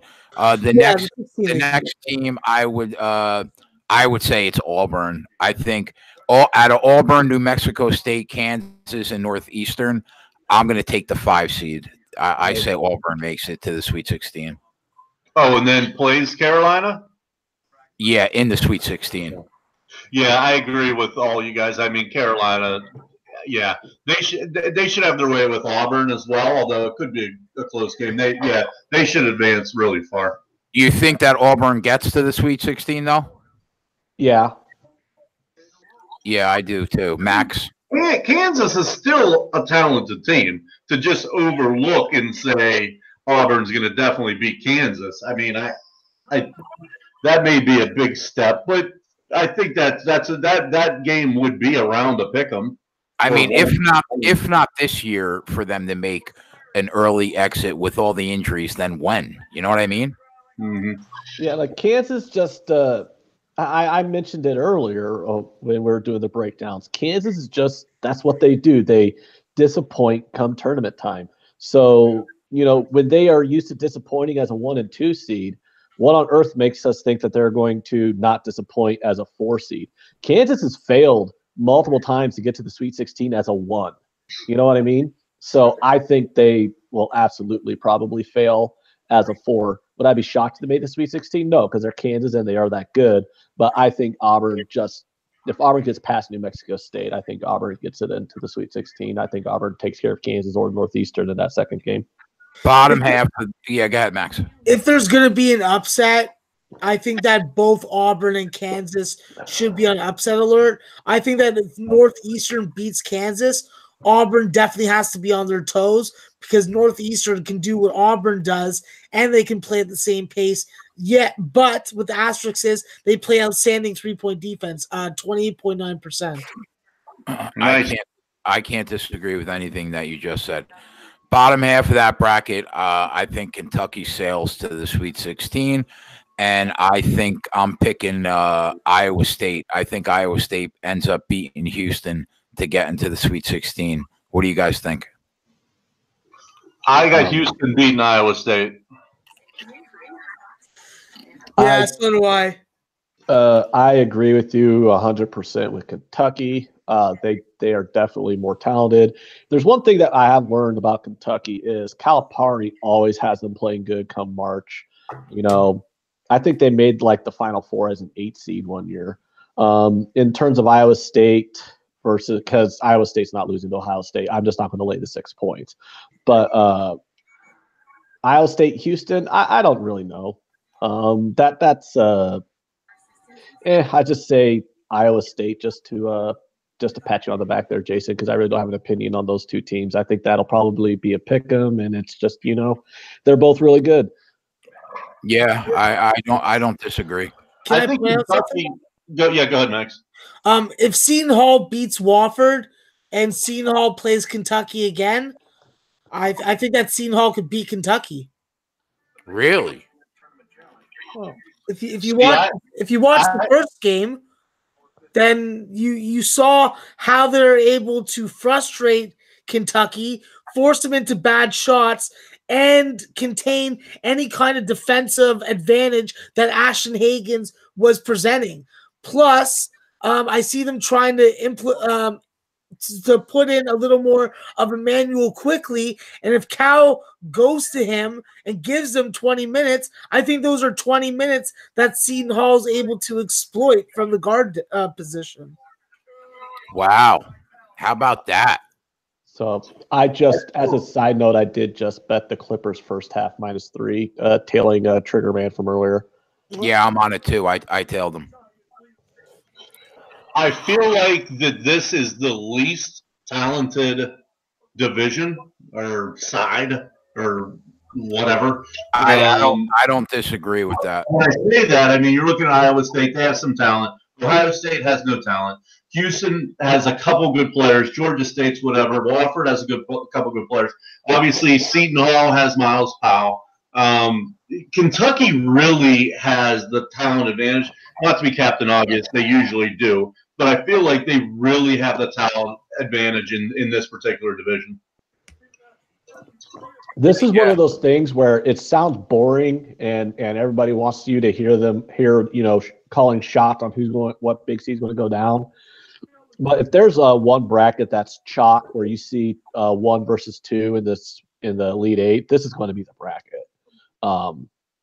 Without a doubt in my mind, this is the 1 versus 2 matchup in the Elite 8. North Carolina and North Carolina and Kentucky. If there's a 1-2 matchup in the Elite Eight, it's going to be this bracket right here. Well, maybe the Duke Michigan State one also, but definitely this one. I don't see a path where North Carolina or Kentucky get upset before they get to the Elite Eight. I don't even think Iowa State or Houston can match up with Kentucky. I got Clippers -2.5 actually. You cunt. Yeah, -2.5 on FanDuel, -1. That's going to make me mad if it comes out at 3 and I push and you win. I would laugh like really hard. I will be so mad. I mean, I'd be even at least I wouldn't lose and you'd win. But if I had to push and you, okay, that's a different topic. All right, we're on the Clippers. All right, well, I mean, I guess we could stop there, like with the Sweet 16, and we'll revisit it. I was thinking, Twatty, what do you think about us holding a little ITSK like bracket challenge for all the people that like all the listeners, like all my guys, all your guys, like $20, like a bracket? Yeah. What do you think about that? Well, you already took 500 from me.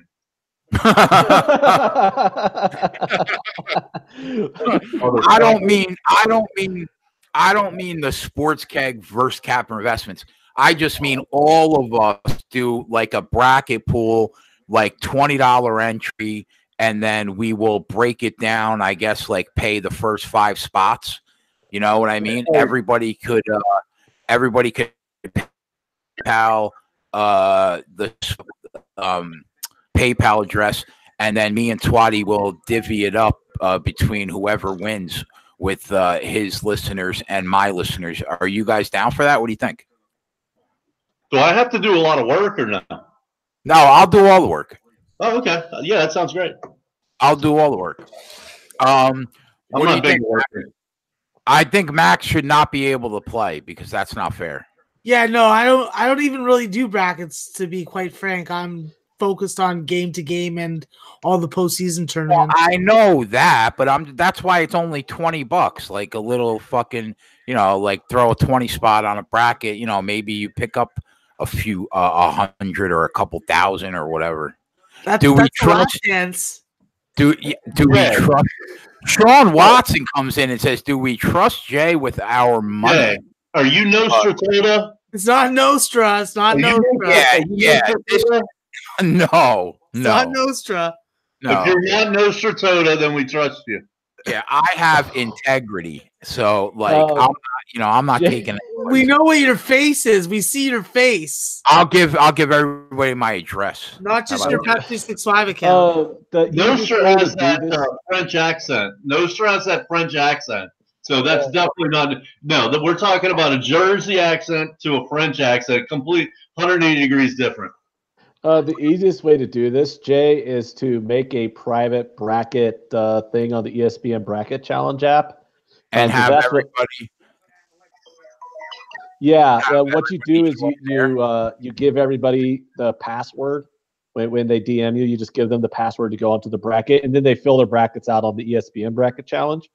Because that's what we did at work. Like one of our guys at work would just create a bracket challenge for our work pool, and we would all just he'd just give us the login to the ESPN bracket. We all just go on there and log in, and basically the ESPN bracket pool or whatever does all the work for you. Like once the people log in and they put in their they put their bracket in there, and then ESPN does all the work by tracking it and all that shit. So yeah, I mean we could pay like the first 5 spots or something like that, and it'll keep track. If it's $20, just do winner take all. Who gives a shit?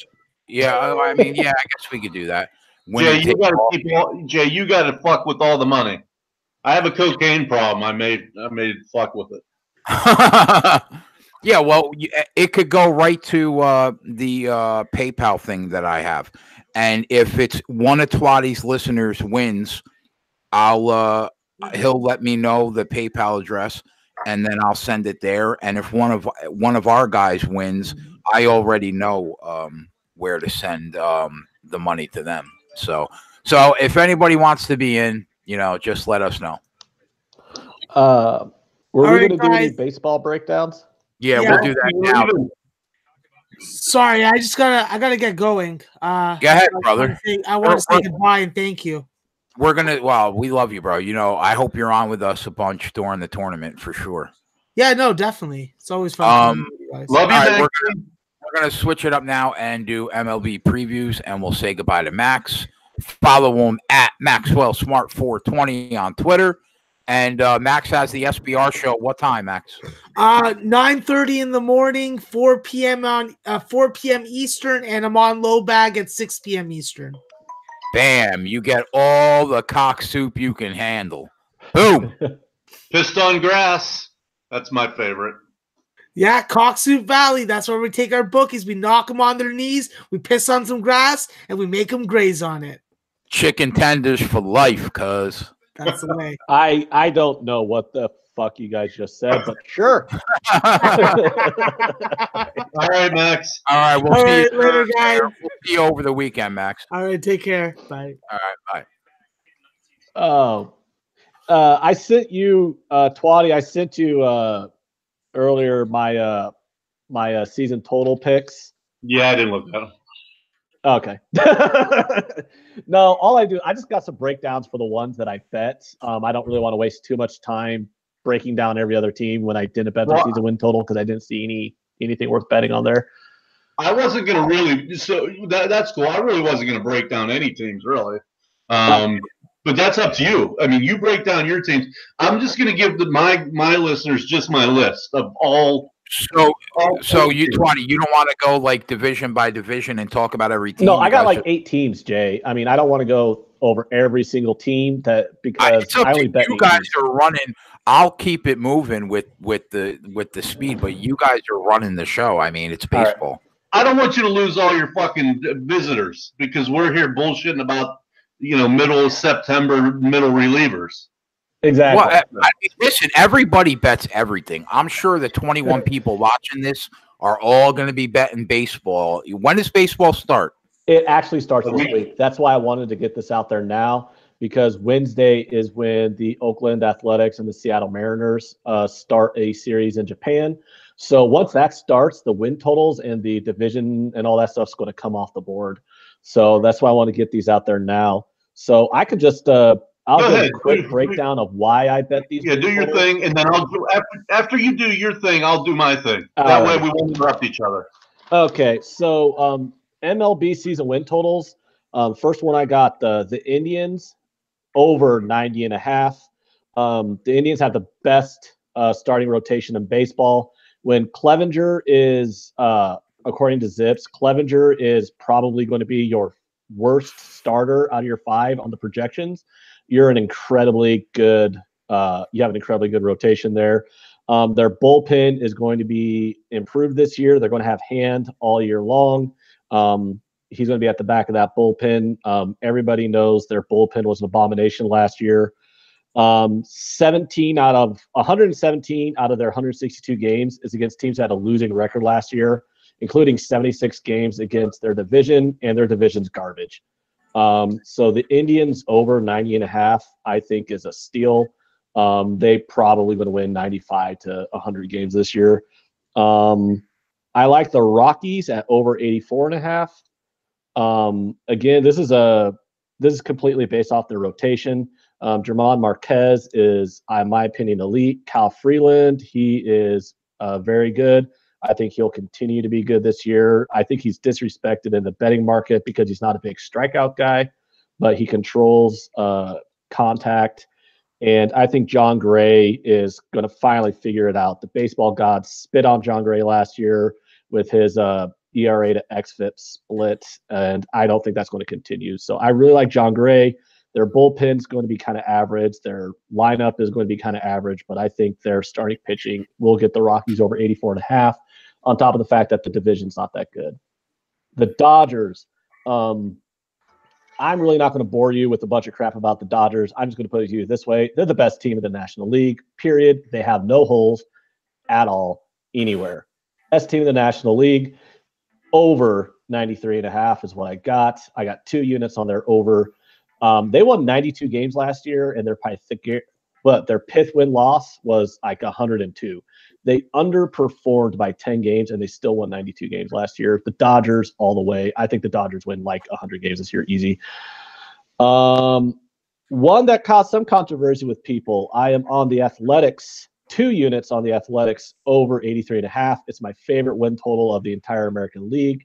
If it wasn't for another garbage team in the National League that I have a win total on, the Athletics would be my favorite win total, period. You're going to get a lot of value with the Athletics because I think they're going to be disrespected in the betting market because their starting pitching doesn't inspire a lot of confidence in a lot of people. But their bullpen is elite. Their lineup is the same as it was last year, and last I checked, their lineup was pretty fucking badass last year. Their starting pitching does have some question marks. I do like Estrada. I think he'll do way better in the Athletics ballpark than he did in Toronto. I don't want to bore people with park factor metrics that I look at, but just trust me, he'll do way better in Oakland. Mike Fiers, I love Mike Fiers in the Oakland ballpark. Mike Fiers is another one of those guys who gets disrespected in the betting market because people don't understand why he doesn't give up 15 runs a game. But trust me, Mike Fiers, you're going to get a lot of value backing the A's and Mike Fiers starts. You're probably going to get like even money, things like that. And I think he could probably potentially win 15 games with them. Also look into the fact that the teams don't like going to Oakland to play. Oakland hosted the Yankees, the Indians, and the Red Sox last year. You know, every team has a home and home, and they won every single home series against the 3 best teams in the American League. So the Oakland Athletics over 83.5 is my biggest win total bet. I love it.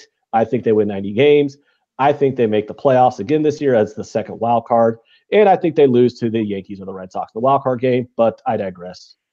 The Royals, I have them under 69.5. There's a lot of things to like about this team. They're going to be a fun team to watch. The thing with the Royals is they got terrible hitting and they got terrible pitching. So, but the one thing that they are going to do good is they're going to be really fun to watch on the base paths. They have lots of guys who can steal bases. They're talking about stealing 200 bases this year. So Royals games might actually be really fun to watch.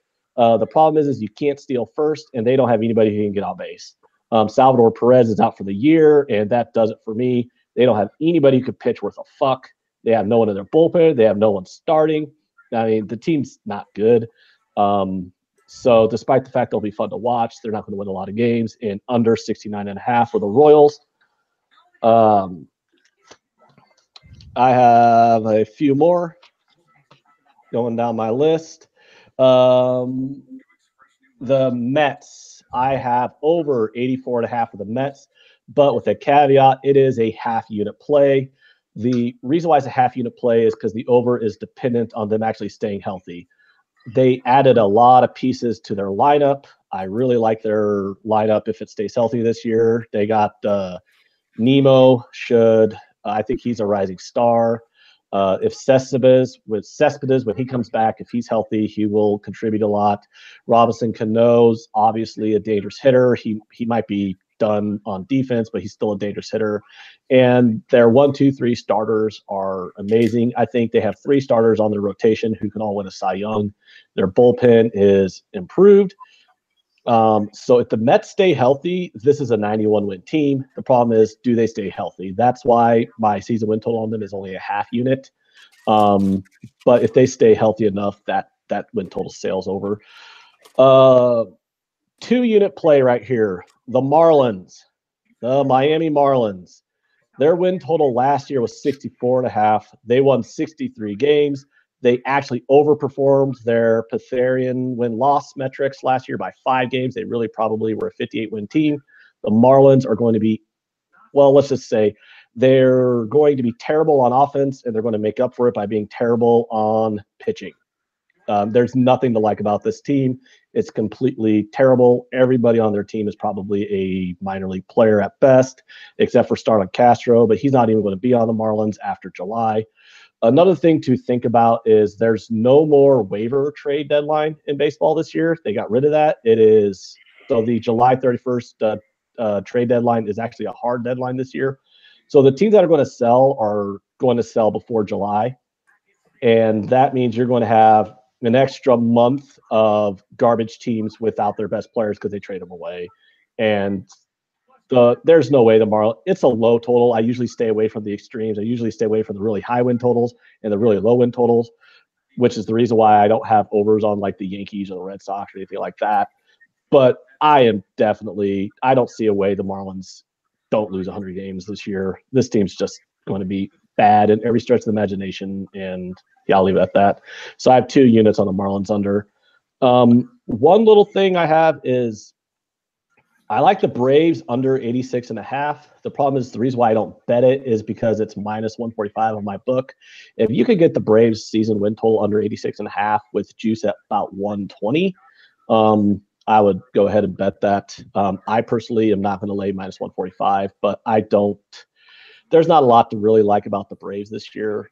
Every single team besides the Marlins in their division improved, and the Braves added Josh Donaldson. Well, whoop-de-fucking-do. Their entire starting pitching staff is due for regression, and I don't like the Braves this year that much. I think they're probably an 82-win team at best, but I'm not going to lay the juice on that under. But if you could get better juice than minus 145, I'd go ahead and lay it. My World Series picks is I took the Yankees at plus 500. The Yankees are the best team in baseball this year. Best bullpen, pretty good starting pitching. They're going to have Jay Happ all season long. I like Tanaka, and their lineup is stacked from top to bottom. The Yankees are going to score a lot of runs this year also.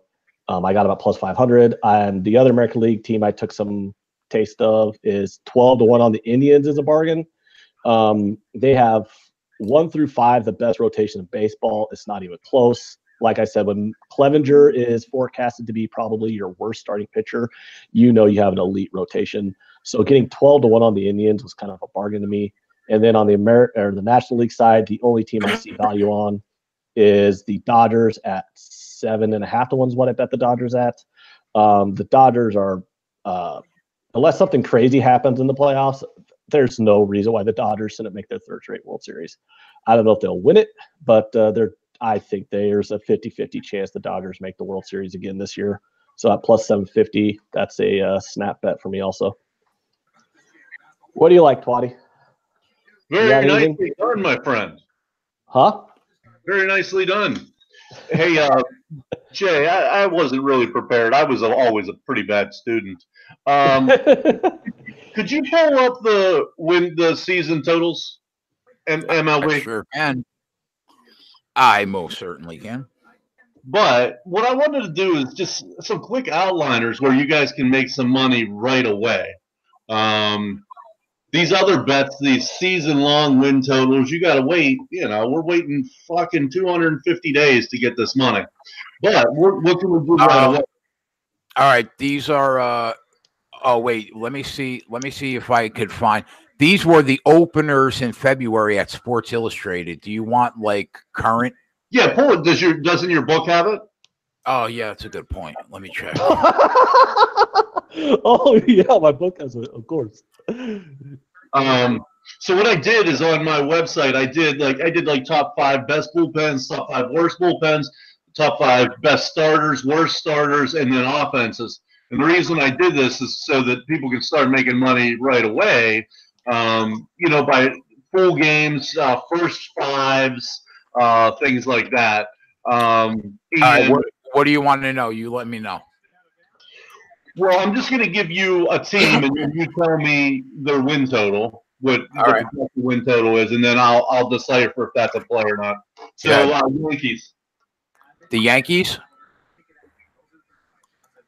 Yankees over under 97 wins, both minus 110. That's a guaranteed play. Guaranteed over? Yes. Okay. The Yankees could have the best lineup and the best pitching. Now, I'm not just talking about relievers and starters. I'm talking about both. You're nickel and diming it one way or the other, but they could possibly have the best pitching and the best hitting. Dodgers. Agree. The Dodgers over under 94 minus 110 both ways. Over. And I'm sorry. These first what? That was the one I gave out to Dodgers over. I totally agree. Okay. Just so the listeners know, these first 5 or 6 are probably going to all go over. So don't think I'm just doing overs, blindly. So, but that's definitely an over. So on the Yanks, I had 110 wins. I mean, I think this is a dominant team. Now they're going to have to still mess with the Red Sox, obviously, which I have way up there as well. But like the Rays, I don't know. They're going to be hovering around 80 wins, I think. So I'm not worried about them. And then Baltimore was historically bad last year, and they're worse this year. So, and then Toronto's terrible. So, Baltimore is 59.5, and the under -125. Yeah, so I have Baltimore at 45 wins. I have them losing 117 games. Would that be the worst? Well, I think they lost 115 last year. He basically is what he's saying is Baltimore's probably going to be the worst team of all time, which a lot of people think that's a possibility. All right, what else you got, Twatty? Astros are over under 96, and it's -110 both ways. Take them. I have them 103. Red Sox. Over under 95.5, and the over is +100, even money. Take them. I got a 102. Wow. So you got like 5 teams over 100 wins, huh? And then I have the bottom feeders being shit. That's what kind of balances it out. The thing is, Jay, I don't want to take up all your time, Twatty, but just explaining this real quick to Jay. There's just a lot of lack of parity in the American League. Like the American League has no parity. It's feast or famine with them. So I wouldn't be surprised if all these teams that Twatty's talking about do win 100 games. I wouldn't be surprised if there's 4 teams in the American League that win 100 games this year. The National League's a completely different story. Yeah, in the American League, it's just it's feast or famine with the American League. But there's a lot of shit teams and a lot of powerhouse teams in the same league. Right. What do you got? Twatty? We got the Indians. Cleveland over under 91.5, and the over is even money. I would go over. I got them at 99. Okay, we got the Phillies.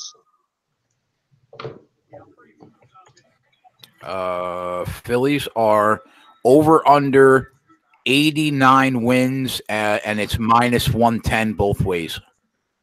That you could probably roll with that if you want to do like a half a unit. I have them at 94 wins, so we got what, a 5.5, 6 win difference there. Now, let me ask you a question. What is your overlay? Where if your overlay is a certain amount of games, then you'll be on it. How many games?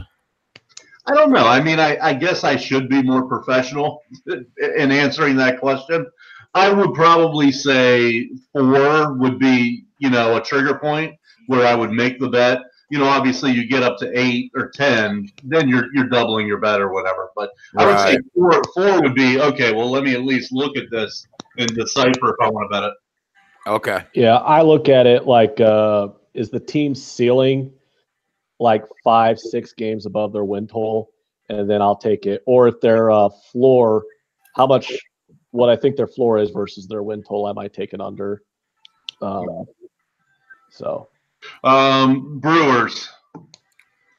I know they're an NL team, and my Mets are an NL team, but I'm really rooting for the Brewers, man. I really want Bob. I want Bob Uecker to see a World Series before he goes. Brewers over under 85.5, and it's -110 both ways. Take them. 92 wins. Love the Brewers. I'm taking them. I'm 100%. I'm taking them, if only because I love Bob Uecker. What else you got? So here's the thing, just real quick. I won't recap all these teams. Everyone will fall asleep. But the Brewers, they really can't pitch. They overachieved last year. They're probably their average starter is probably a number 3. but they can fucking mash. They can really mash. So much so that Moustakas is now a second baseman. And the guy in the minors behind Moustakas can rake too. So if Moustakas, fucks up with the glove this year, which he may, they can bring up the number 7 prospect or the number 5 prospect, and he can rake. So 1 through 8, they can just mash. And then their bullpen, here's how that's going to work. Okay, the Brewers have 9 innings to win the game. Their opponent have 6. Okay, so if the Brewers are winning after 6 innings, the game's over. So they got 3 innings to catch back up if they're down. They have the best bullpen in baseball, you're saying? Yeah, I mean, the Yankees are right there. I mean, but those guys are filthy. So it's a 9-inning game to a 6-inning game with them. I like them. I probably like them. I'd have to look at it, but I may like them to win the National League.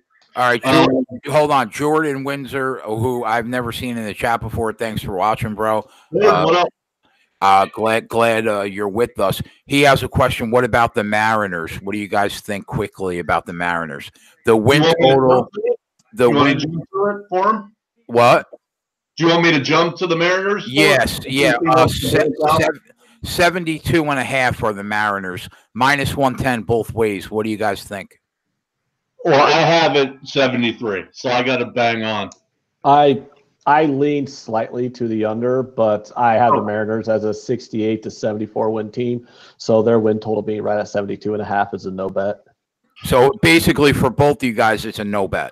Yeah, but I do have a tip for him. The Mariners are going to be one of my favorite over teams.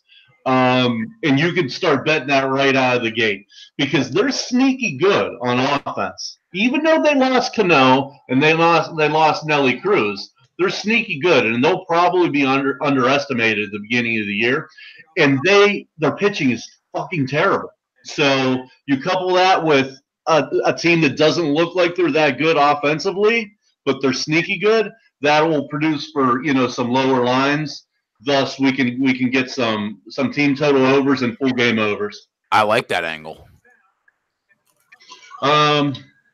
Hope that answered your question, Jordan. Sorry, I'm right on the same number as you. The Mets. My team, man. The Mets are over under 85.5, -110 both ways. All right, I got them at 89, so that's completely up to you.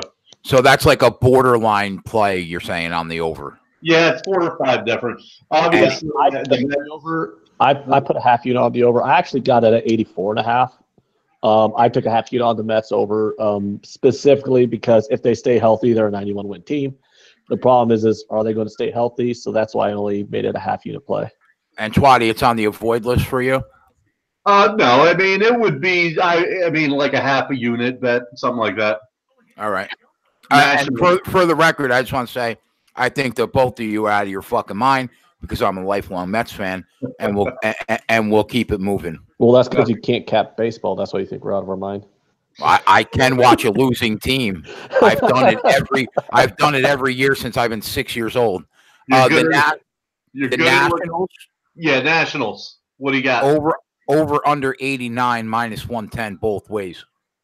Yeah, I got nothing. 88. Cardinals. Right. But here, let me just real quick. Nationals, really good starting staff. I mean, bringing on Patrick Corbin was a really good move. And losing Bryce Harper, I mean, obviously he's Bryce Harper, but you're putting Soto out there. They got a stud Taylor in the outfield. They still got Rondon, and they got a healthy Trey Turner. I mean, this team's still really good. Cardinals. Over under 88.5 -110 both ways. Right where I got them. I got them 87. Couple quick things about the Cardinals. Very nice pickup, getting Andrew Miller there. And they're going to be able to match. This is going to be a team that you're going to want to do team total overs. You're going to want to do full game overs because their pitching staff isn't that great. Picking up Goldschmidt obviously was a good move. Braves. You don't like Flaherty? I love him. What do you mean? Well, you said their pitching staff isn't that great. What do you think of Flaherty, though? Yeah, it's not that great. I consider it middle of the road. Braves. Braves over under I don't want everyone to fall asleep on me. Braves are over under 84.5, and the over is -115. Yeah, I got them at 86. So that's probably a no play. Ant was on to some. Their pitching staff isn't really good, and they're starting the season probably without Pulte. He was a little dinged up, and Tehran is your number 2. He doesn't have the good stuff he used to have, but their offense is really good. I mean, you got Freddie Freeman, and you got the 2 kids, the 2 rookies from last year. And you got David, and you got all these guys. They're a good hitting team. So let me ask you a question, Twatty. Is this the same exact thing as the Mariners overs because they could smash and their pitchers are not that good? Well, this is a much better team. This is a truly much better team, though. But yeah, I mean, you can look at it on a different scale, but the Braves are much better than the Mariners. Yeah, okay. The Mariners are sneaky good on offense. The Braves are just good on offense. I could see a lot of 11 to 10 run games coming in. I think I think Twatty's right. You're going to see some overs with this team. This is going to be an over team. What else we got? Cubs. Oh, I fucking hate the Cubs only because Anthony lives for them. That's why I hate them. Over right here, baby. Over under 88 wins, -110 both ways. Okay, so I got nothing on this. I have them at 86 wins. I think that's about perfect. They got big names in their pitching staff. But the pitching staff is getting older. So I'm not loving their pitching staff. I fucking hate their bullpen. Their bullpen is terrible. Obviously they're going to mash. They have great hitters. They have MVP candidates. I think they're going to be above average team. The pitching is going to really hold them down. I see them losing a lot of games late. So if your projections are right, my Mets are going to have a better record than his Cubs this year. Right, 1.5. Yeah, I mean that's nothing. That could. Rockies. Colorado. Over under 84 -110 both ways. Okay, so I am with Ant on this. I'm not going to bet it because I'm only at 86. This is a good team. I mean, they have good pitching, and they added Daniel Murphy, who in that ballpark is going to hit. He may have 100 doubles. So I think that's a great pickup. You still have Bone, you have Arenado, you have Blackman, you still have great players. So I put them at 86. So I know that. Do you buy into that whole thing from the low bag show last year, the Coors Field fade, the reversed run lines? Well, I mean, it was like Anthony says. It depends on your team. Colorado, if they're a good team, the fade really doesn't work because a lot of the variance is taken out of it. Now, make no mistake, it went on a stretch where it killed. I mean, it killed for months and months and months, and people were up so many years that they could keep playing it, and still they showed a pop at the end of the year. But with their pitching staff the way it is, I'm not going to blindly tail it like I used to. The other reason you want to be careful about that Coors Field fade from last year is a lot of people got to realize the guy who started talking about doing that Coors Field fade was getting the reverse run line from Bet365, which was anywhere from 50 to 100 points better than what most American books were offering. So if you're trying to reverse the run line on the underdog and you're getting plus 250, it might not be worth it, but if you're getting plus 350 from Bet365, it could be worth it. So you don't want to be trapped doing a blindly tailing something where you're actually getting like 80 cents to $1 on the line worse than the people who are claiming they're making money off of it, because they're probably making money off of it because they're getting really favorable lines from a sports book that's not really sharp with baseball lines. But the problem is if you're in America, you can't use Bet. Yeah, I got you. What else, Twatty? I was a fear lost here. Diamondbacks. Over under 75.5 wins, -110 both ways. Okay, so this may be one that you could look at going over. I do have them at 81. I think that they are pretty much an average team. While they lost Goldsmith, they still have some good players. They lost Pollock, too, which was one of the better center fielders. They lost Corbin.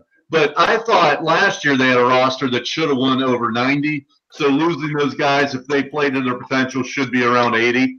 That probably is stay away from me. A's.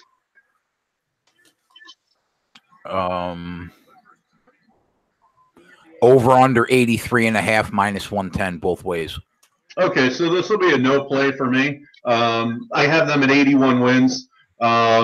Obviously, their offense is ridiculous. They have the young kids. They got Chris Davis. They did lose Lowry, who I like. He's a glue piece. He can play everywhere. So I think that was a big loss.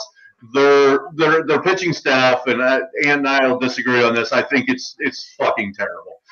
Your ace is Mike Fires. I understand he pitches to the park he's in, but his stuff is terrible, and that stuff on the road, when you don't have the 100-foot foul ball territory, plays a part. And then from there, I hate the rest of the staff. And if he's your ace, now, having said that, their hitting is good enough to keep them around 500. I think they overachieved last year, and they will regress this year. Pirates. Pirates over under 78.5, and it's minus 115 both ways. Okay, so number one, this is my team. I think I went 72 and 32 with them last, something crazy. So if I ever post something on Twitter on the Pirates, you probably want to tail that. I would lean a little bit over on this. I think they have a really deep pitching staff. It's not really talent laden. Jameson Taillon is your ace, but you have Musgrave and you have Williams. And you have. We'll see what Chris Archer does. Chris Archer can be a solid 2. Their pitching's definitely there. And then their bullpen is lights out. Their bullpen is ridiculous. With Rodriguez and Creek and Vasquez, you get to those guys, the game's over. Their offense is average. Their outfield is really good with Dickerson, Gold Glover, good player. Marte, Gold Glover, good player. Polanco, tons of potential. You have Josh Bell at first base. You have great tandem behind the plate. So they're an average hitting team. Average starting pitching, great bullpen. I have them 81 and 81. Twins. Twins, just an update. The Nets are down 8, so our first half's not looking great right now. Twins over under 83.5, and the over is juiced to minus 125. Okay, good. I lean under. The Twins, they can't pitch the ball very well. They're not very good at throwing baseballs. The under is even money. Under even money. Yeah, I mean they can't pitch. Their bullpen can't pitch. But they have a really sneaky lineup. They really do. You're adding Nelly Cruz as your DH. I mean, that's a nice pickup. Kepler's good. They had a couple of nice offseason pickups. Marwin Gonzalez, who can play all over the field. He's a good hitter. That was a good pickup. So here's a little tip for them. While we won't do the full season win total, this is going to be a great team for full game overs and team total overs. Full game overs especially.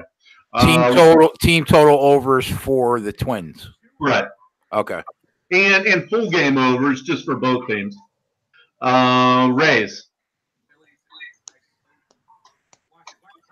Over under 84 minus 110 both ways. Yeah, and I think I'm at 80, and I feel like I don't have the right number. I feel like this should be less. First off, you're playing Boston and you're playing New York a ton of games, okay? 38 times they're going to play those two teams. Right, and obviously you have Blake Snell, you have the Cy Young Award winner, but you don't really have that much else. The reason I give them some props is they are way ahead of the curve on the sabermetrics, on everything, on shifting, on their bullpen. They do a great job in utilizing their talent, putting their guys in the right position to succeed. So I think that's why I have them a little bit higher. but I have them at 80 wins. I don't like that number. I probably would knock them down to about 78 wins. Don't you think it's weird that a team that they're saying is going to be 2 games above 500 doesn't have one substantial star bat at all? Yeah, they can't hit. Really, I mean, they cannot. They're offensively, it's bad. I mean, it really is bad. They got the kid they brought over from St. Louis, who's a really good player. His name's escaping me right now. Wong. But other than that, they can't hit at all. Reds. Reds. Wong. Like, someone in the chat tell me who the fuck I'm talking about. I'm a little drunk.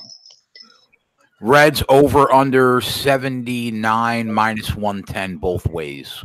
Okay, so I'm right there. I'm at 78 wins. Now, this is your team, full game overs, team total overs, because they're going to be able to mash. I mean, you brought in Kemp, you brought in Puig, you have Scheffler, you have Winkler, you have Suarez, you have Scooter Gennett, and you have Joey Votto. I mean, this team is going to kill the ball.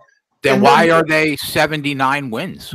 Well, because they can't pitch. So they signed Sonny Gray like this is the savior. Sonny Gray is the number 4 starter now in the major leagues.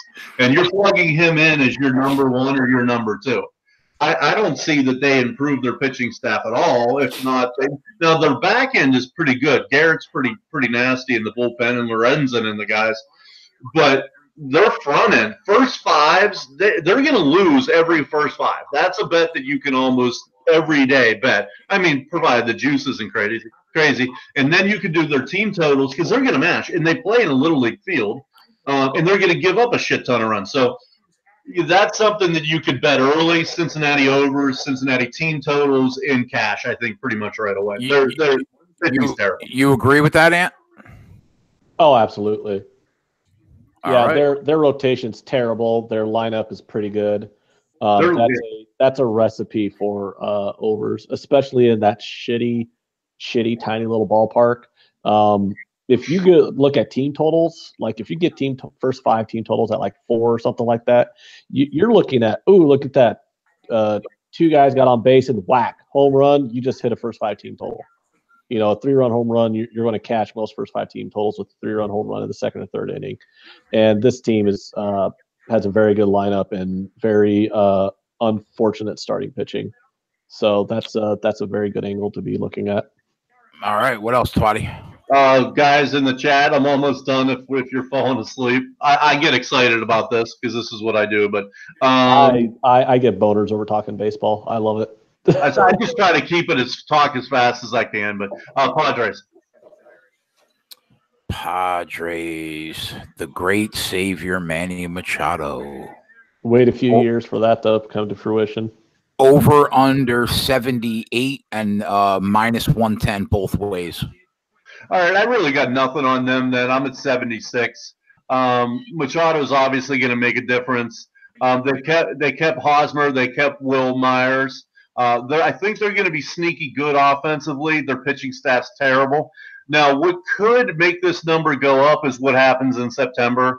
You know, if they're in contention and the boys are playing good, Machado and Myers and Hosmer are playing good, and they mix in a couple of these prospects, they could maybe jump over 80 wins possibly, but I would probably stay off of this. Rangers. Ooh, they're going to be bad. Over under 70.5 minus 110 both ways. Okay, so I actually have them better. So I would take them over. They can really hit. I mean, now they can really hit. They don't hit for average, but it's a bloop and a blast with those guys, and they cannot pitch. So I have them at 76. I would look to play the over on that. Giants. Over under 72.5, and the over is minus 134. The under is plus 110. This is probably a no play for me. I have them at 75. I mean, Madison Bumgarner's your ace. I mean, his stuff is fucking terrible these days. he does it with smoke and mirrors, and I think it's just because he's crafty now. He's been a great pitcher forever. He knows how to pitch, but he has nothing. At some point, this division's got to figure him out. He's your ace, and I don't think he's that good. Your offense is okay. These guys have been, around Crawford and Belk and these guys. They've been around forever. Posey, they just can't. I mean, this is not a good enough team to win this division. And the back end is terrible. 75 wins is where I have them. I have them worse, but yeah, they're not good. Angels.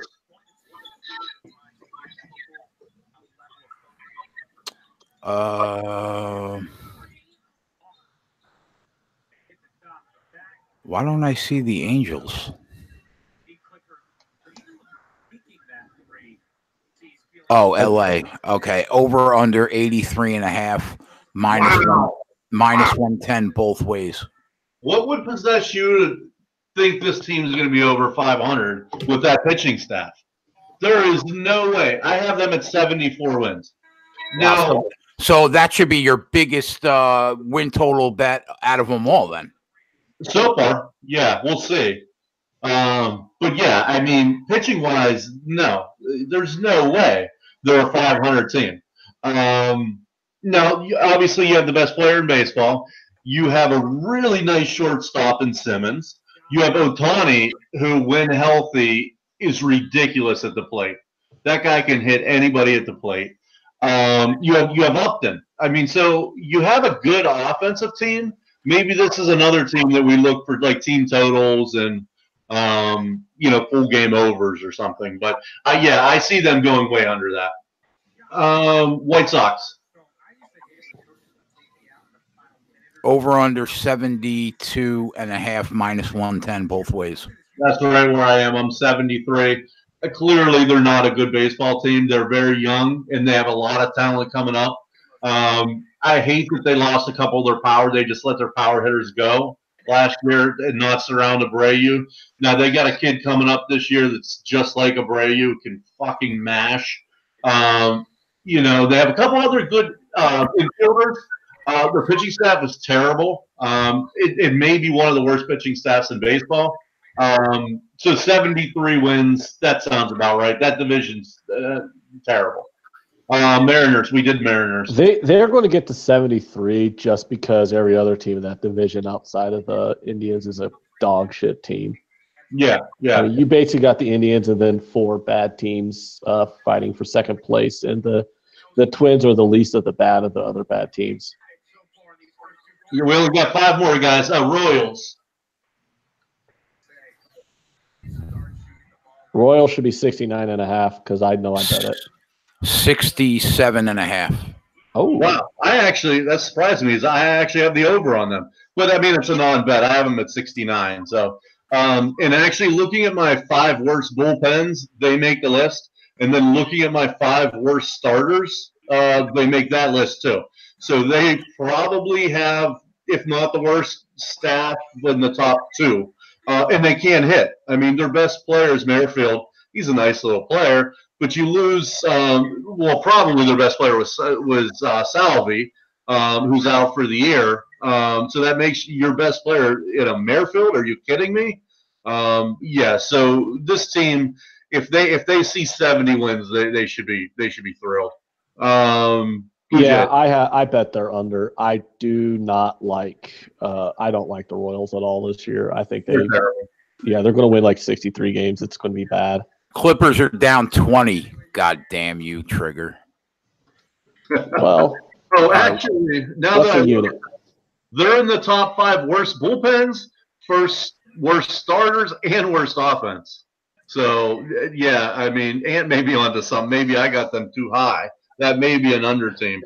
They make up for having a shitty bullpen and a shitty starting pitching staff by having a shitty offense.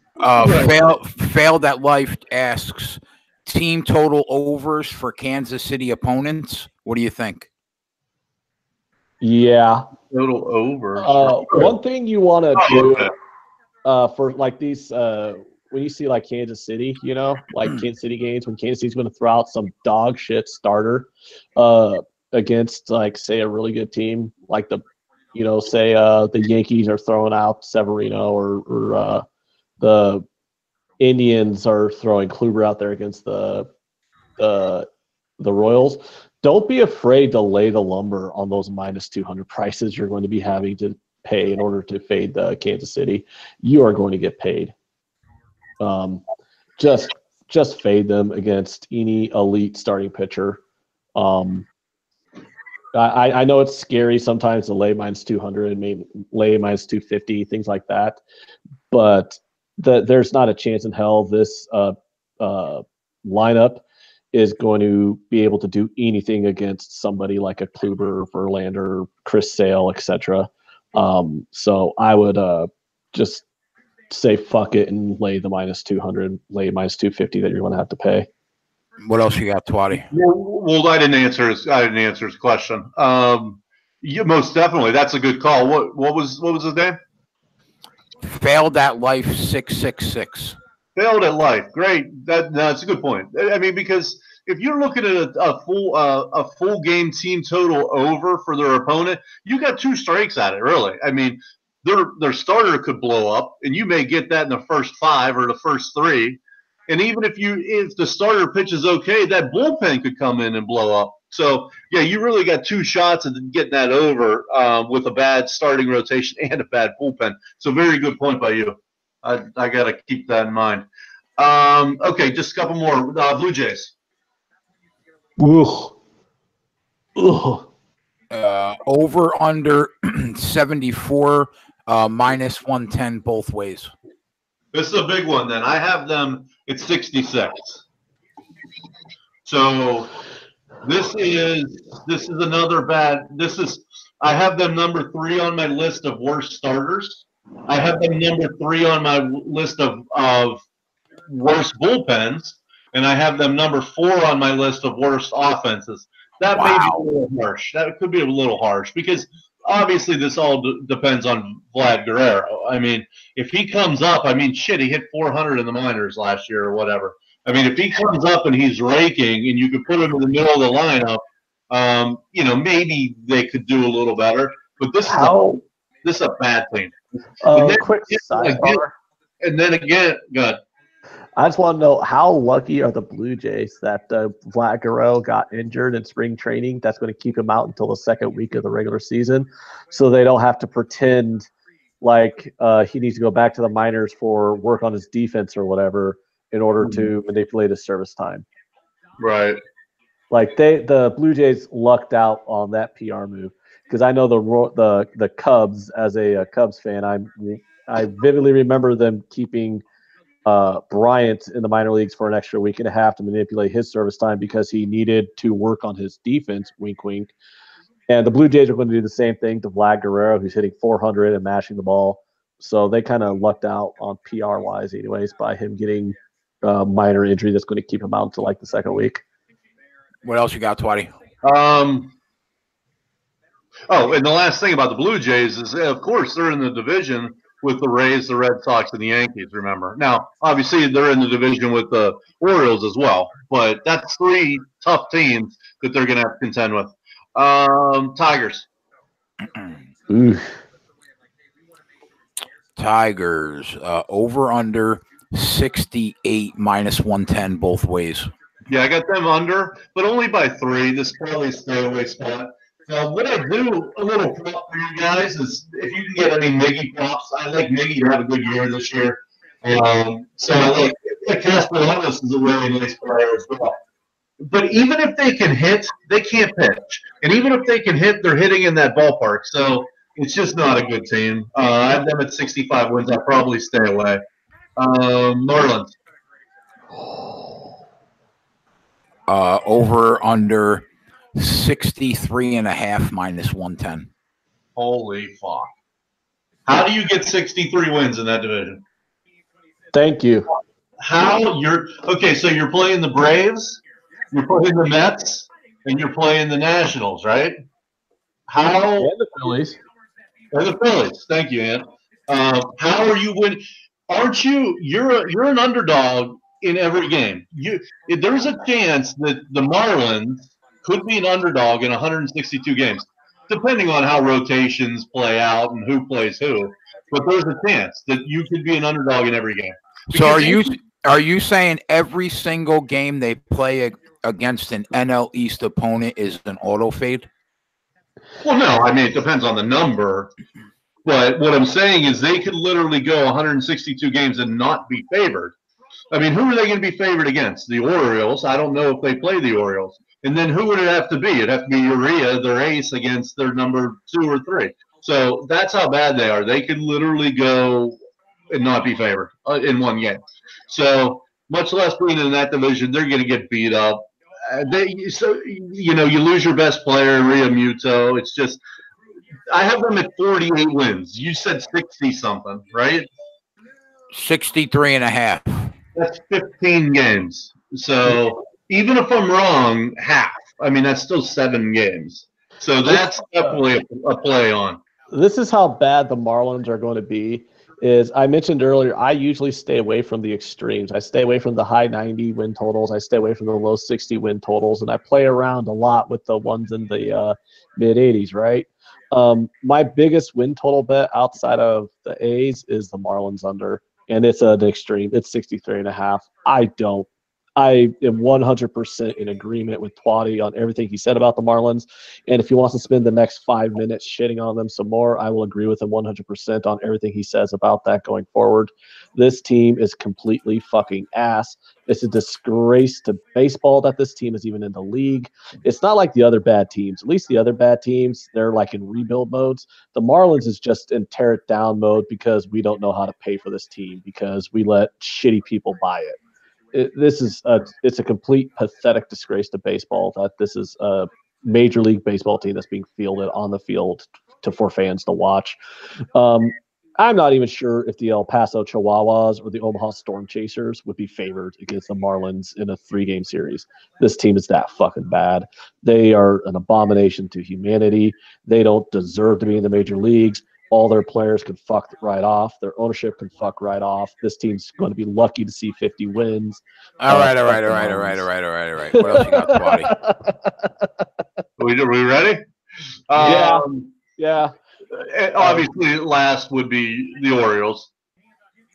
Orioles over under 59.5 and the under minus 125. Again, so this team lost 14 games last year, and they had Adam Jones, and they had Zach Britton, and they had Jonathan Scope for some of the year. Those players are fucking gone. I mean, one of your best players is Trey Mancini, or Dylan Bundy. He's your ace. I mean, Dylan Bundy is your ace. So how are you? You're 2 games from being the worst team in baseball last year, and then you lose 3 of your 4 best players. This team is terrible. I have them at 45 wins. I mean, I'm 15 wins off again. So even if we're halfway there, I mean, that's still 7.5 wins off. This is the worst team I've ever seen fielded. But having said that, the Marlins are right there. And to top it off, the 2 worst teams are in the 2 best divisions, which makes it's a double kick in the balls. So the Orioles are terrible anyway, but then they got to fuck with Tampa Bay, New York, and Boston. So the Marlins are terrible anyway, but they got to fuck with Philly, Atlanta, the Mets, and the Nationals. So that just makes it even worse. So 45 wins, that's definitely an under. The Marlins is definitely an under. Those would probably be my 2 biggest. I mean, they're terrible teams. Yeah, that's an even bigger point is not only are they terrible, but like with the Marlins case, every single team in the National League East is a potential 90-win team. And you're talking about 2 potential 100-game winners or 100-game winners in the NL or in the AL East with the Red Sox and Yankees. Like how do the Orioles they'll play the Yankees 18 times. What do? Win 3? Yeah, I mean yeah, exactly. I mean, they could go. I legitimately think they can go like 3-15 against the Yankees. Well, then they got to play Boston. Are they going to win 3? Yeah. My God, that's going to be a bloodbath. But a couple quick things, and then I'll shut up. Just real quick, just because I want people to start, because it's hard to make money at the beginning of the year because you haven't seen the games, you don't know how they're going to shake out. So one quick thing is I did a top 5 worst starters. So these are teams that you can bet against first 5 innings right out of the chute and maybe make some money until the odds makers catch up. The White Sox, the Orioles, the Blue Jays, the Tigers, and the Royals. I have those as my 5 worst starters. So these are starters that we can fade right away and start making money, first pitch of the year, for first 5 innings. So that would be one thing I would think of. And then real quick, Angels, Mariners, Reds. Those are going to be team totals real quick to start the year. Those are going to be 3 teams that should hit their team totals right out of the gate. All right. And that's all I got. Very, very nicely done, gentlemen. Thank you. Sorry to bore you guys, but if you guys were taking notes, hopefully you can make a couple bucks off of it. Well, I guarantee they'll make money because the both of you are very good in baseball. I'll be telling you guys all year. Yeah, the problem with the Marlins and the Orioles is they are going to be historically bad, but you're also going to be seeing – normally you need to see like an elite starting pitcher to see a line at like minus 300. You're going to have to be paying minus 300 like every freaking game with these 2 teams, I imagine. I cannot think of a scenario where you're going to see a line less than minus 200 to fade either one of these 2 teams. So fade them at your own risk and look for what Twatty was talking about, team totals and things like that to fade them on, because you're going to have to lay a huge number going down the stretch to fade these 2 ass teams. So just be careful with that. It's going to be hard. The bookmakers aren't stupid. It will be hard to make money fading those 2 teams. Everybody knows they're going to be ass, and you are going to be laying a significant price to do it. Twatty, what about your World Series picks? Thanks, Dale. Well, I haven't broke it down, but I really like the Brewers, and you could probably get them at a good price. I really like the Brewers, again, because it's a 6-inning game with them. Where the other team's got to play 9. The Brewers are 18-1 to win the World Series. Oh, that's actually a good price. It's a really good price. So I do like them, and then I do like the Yanks because I think the Yankees. The Yankees. Well, like Ann said, the Dodgers don't have a hole. They're a really good team, but I think the Yankees are the same way. The Yankees are 6.5 to 1, and the Dodgers are 8 to 1. Yeah, those are better numbers than what I got. I got both of them at 5 and 7.5 to 1. So I would, if you want to do a World Series future, if in case people missed it, I already took the Indians, the Yankees, and the Dodgers. If the Brewers are really 18 to 1, I think that's a pretty good price on them. Indians are 14 to 1. Yeah, I love the Indians at that price. I don't like the Indians. Sorry, Ant, just went right after you. I don't like the Indians because of their hitting. They just can't hit. Obviously, they're gonna sail through their division. Their division is fucking terrible. They're gonna sail right through their division. But I think at some point you're gonna have to hit. And they lost a lot of bats from last year. So nobody's on the Astros, huh? I like them, but Jay, it's all about price. 6.5 to 1. Yeah, I don't like that price. The Red Sox, Yankees, and Astros are all tied at 6.5 to 1. Dodgers at 8 to 1. You're stupid to take the Red Sox at that price. Okay, so here's the thing about the Astros. Yes, they're a great team, and they probably have the most talented hitting. I don't know if that's true. Their offense is really good, but you lost Keuchel and you lost Charlie Morton from that. And both those guys were sub 4 guys. I mean, those are two good pitchers, especially when Keuchel was in between Cole and Verlander. They can kind of get that, right, left, right. You lost both those guys, so you're coming back with just Cole and Verlander. Now those guys are great, but everybody else is kind of meh. Yeah, and I think they're in their back end. Really, I don't love their back end, and yeah, now this McCune is going to start for them, and he's a good player, but I just don't love their staff. That's why I stay away from them. But if you're looking at Altuve, and you're looking at Springer and Correa and Bregman. Holy shit! I mean, that's a good team. The reason why I love the Indians is because you're getting Jay just said 14-1. You're getting 14-1 on a team that has 1 through 5. All their starters are at worst a 2. You know what I mean? Like, they have far and away the best starting rotation in baseball. Their worst starting pitcher is better than the best starting pitcher on half of the league. They're better starting rotation than the Mets, huh? Yes. Yeah, I don't know. The Mets have 3 guys who can win a Cy Young, but after the first 3 guys in the Mets rotation, it's pretty average. The Cleveland Indians have an elite starter 1 through 5. It is literally the best starting rotation I've seen in a decade. 5? Clevenger is you got Carrasco, you got Clevenger, you got fake Justin Bieber, you got Kluber, and you got Bauer. Yeah, Shane Bieber, come on. He's projected to be like a 4-win pitcher. I got to see more of Shane Bieber before I'm throwing him in there. I mean, is he better than Matz or Wheeler? He's not better than Wheeler. Shane Bieber's like their number 5 projection, and he's projected to still have a sub-4 ERA as a number 5 starter. They're the only team in the league that can say that. Yeah, no, don't get me wrong. That's a really good number 5, but he's not a number 2 on another team. But shit, he's a number 1 on the fucking Orioles. Oh, but that's the Orioles.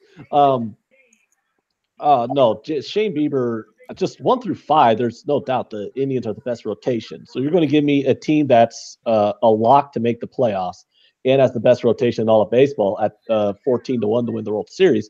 That's just a really good price. Do I think they're going to win it? No, I think far and away the Yankees. It's going to be Yankees versus Dodgers in the World Series is my pick. But of all the teams to where you could be like, okay, that's a good price grab, that's a good value number on this team to take a flyer on them. I think in the 12 to 14-1 range, taking a flyer on that rotation is definitely worth it. All right, pause it for a second. The Clippers were down 20, and they tied it with 1 minute and 40 seconds left in the first half. So are they going to cover the number? I don't know. There's 1 minute 30. At this point, I'd be happy with a push. Minute 20, and they have the ball in a tie game. Wow. And he's going to the jump. It's a jump ball. Jump ball with 1 minute and 18 seconds left in a tie game. I have 2.5. You have 3. I don't know. It would be incredible though, man. They were literally down 20, literally. Yeah, I would feel ecstatic just for a push. I already wrote that. Why would you even bring that up? I already wrote that off as a loss. Like literally 5 minutes from now. Yeah, because now if it loses, I'm going to be even more devastated that lost. When if I would just look at it 5 minutes from now, I would have been like, oh, okay. You know what I mean? Now they're down 2 with 1 minute left, and he popped a 3, and it's good. They're up 1. They're up 1 with 1 minute to play. Holy shit. We are live right now, bro. Does this mean we just lay the lumber on the second half? I mean, they have all the momentum in the world. Somebody's going to the line for Brooklyn with 52 seconds left. So if they go 1 for 2, it's why didn't I just basically take the full game? Why did I take first half? Now I'm sweating this out. I'm coming right back with him though. Twatty, what do you think of my Cubbies? What do you think of my Cubbies? Like everyone likes to shit on my precious Cubs, but despite all their problems last year with their bullpen, all their problems with half of their lineup underperforming. They won 95 games, which is more than any other team in the National League, not named the Milwaukee Brewers. All right, it's a tie game, 55 up, 46 seconds left. Clippers have the ball. Oh, a 3 here would just be magical. Another 3! 58-55 Clippers, 35 seconds left. A block. Oh, no, and out of bounds on the Clippers. Oh, he blocked it, but it was out of bounds on the Clippers. All right, so 31, I think, seconds left. Yeah, 31 seconds left. Clippers up 3. The Nets inbound it. Wow, yeah, your Cubbies are. I'm pretty indifferent. Obviously, their strengths are very strong and their weaknesses are very weak, in my opinion. I mean, all right. Sorry, Twatty.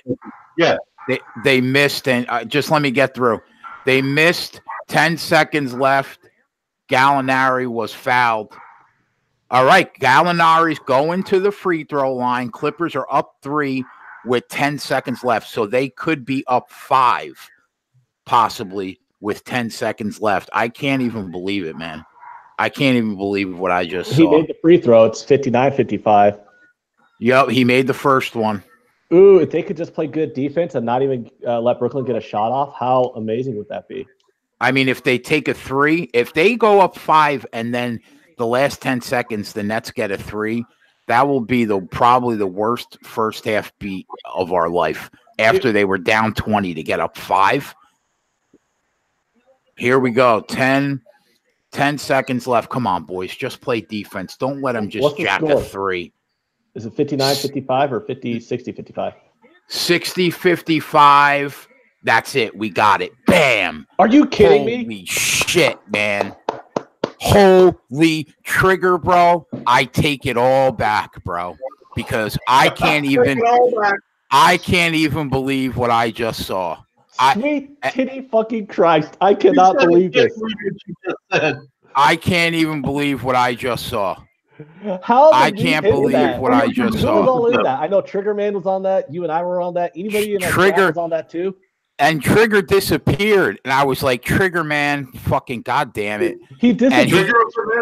He disappeared in shame when they're down by 20. Trigger Man was like, "Ah, shit!" He disappeared in shame. He was going to the bridge to jump off of it, and then he got the word, and he came back. I could literally do no wrong today, bro. 21 units. All right, Trigger. So who be taking in the second half, bro? How the fuck? Oh, man, that feels so good. That feels so good. Wow. What was I doing while you guys were doing? What was I doing while you guys did this bet? You were with us. Twatty, come on. You didn't join in. You didn't join in on that bet. I have zero idea what you guys are talking about, and everyone's all happy about the it. Clippers. In the chat, it was he said, "I'm taking Clippers -3 first half," and then I said, and then Ant and I decided to take Clippers -3 first half. You were literally right here with us. Yeah. Okay. Yeah, and then the Clippers were down 20 in the first half and somehow came back and covered the first half spread. Think of the run that they had to go on to go from down 20 up 5. Incredible, absolutely incredible. Oh my! Cocaine's a hell of a drug. Twatty was doing cocaine? No. All right. I'm just kidding. All right. I'm sorry. I'm sorry I cut you guys off, but that was magical. What just happened? No, I just wanted him to talk about, because I know I look at my team through rose-colored glasses a lot. It's just kind of annoying that I keep hearing people say, "Oh, last year the Cubs were terrible and they disappointed," and I'm like, they were a 95-win team last year despite all those disappointments. And then it's like this year, the fucking Pacoda motherfuckers are like, yeah, the Cubs will be a 79-win team. And it's like, okay, I understand all the questions people have. Their rotation's getting old, and their bullpen's not that good. But when every single one of their guys in their lineup had a fallback year last year, you'd think if just half of them regress back towards what their need should be, you're looking at a really good offense, especially when you consider the fact that despite the fact they had a ton of shutouts last year, they got shut out a lot. They still were the second best team in the National League in run differential, which means they blew a lot of teams out in other games also. So they have a lot of potential in that offense.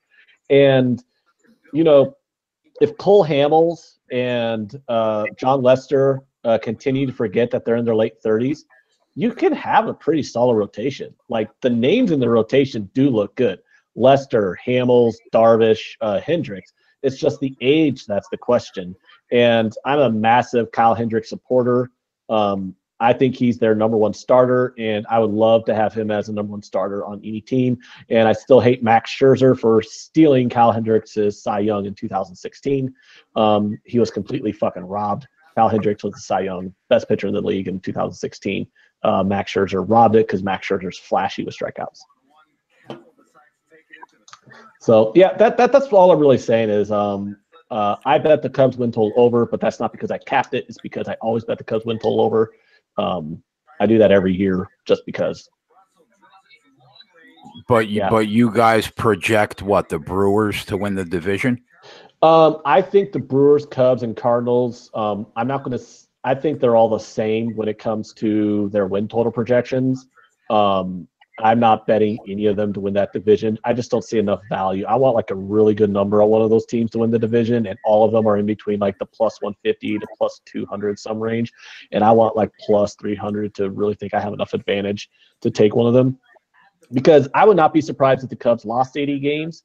I would not be surprised if any one of those three teams lost 80 games. I also would be surprised if any one of those three teams won 95 games. The window there is so big for those teams. Like the Cubs ceiling, we know what the Cubs ceiling is. They've hit it, upper 90s, right? But their floor at that bottom finally falls out with their pitching is pretty big too. And the Brewers, I mean, we know what their ceiling is, NLCS. That's what they hit last year. But their floor, like, what's going to happen if all their starters regress like they should this year? I mean, the Brewers could wind up being a devastatingly bad team with a really good bullpen and a really good offense, but they can't get to that bullpen because they're down by 5 runs. You know what I mean? And the Cardinals, the Cardinals are more balanced than those other two, but they're not great at any one thing. So it's just a division where I'd stay off on all of the win total projections just because I just don't see a huge edge on any of them. I think all of them, when I could look at a team and go, yeah, they can lose 82 games, but they can also win 95, I'm just not touching it. All right. Yeah, that's my little rant on the NL Central. It's just a whatever kind of league for me.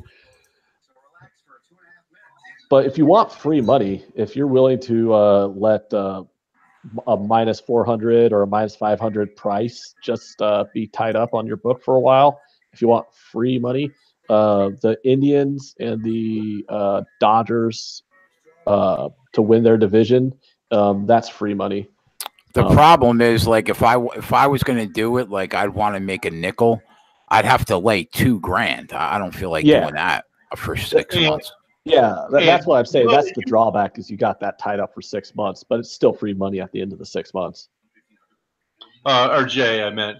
Jay, no, you lay as much as you need to lay to get that on the Indians. There is no chance that they don't win the division. 0 chance. Yeah. No way. Look at it like this. What you put $2,000. You put $2,000 into a CD for 6 months, and at that end of the 6 months, you get what, $2,100? I got a minus 295. What? Minus 295 for them to win the AL Central. There's no chance. No way. 295. I have a minus. Do you want me to? I'll take a picture of it. Do you want me to take a picture of it? No, I want you to lay what you got to lay to get your money. The Twins are plus 300. It doesn't matter what the Twins are. They're not winning the division. And then everybody else is 16-1 to 40-1. You bet that. Yeah. Jason, I've seen you lay 1,600 before for a quick 100. This isn't going to be quick, but it's more guaranteed than anything else out there. I laid 4,200 today on Cincinnati to pick up 12.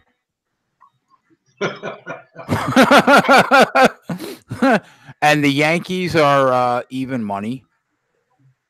There's no value with the Yankees at even money. I don't. I think they're better than the Red Sox, but I mean they're better than the Red Sox. But the Red Sox can. I thought they were better than the Red Sox last year too, and the Red Sox somehow managed to win 108 games. So I'm just saying there's no value with that. But the Indians is free money.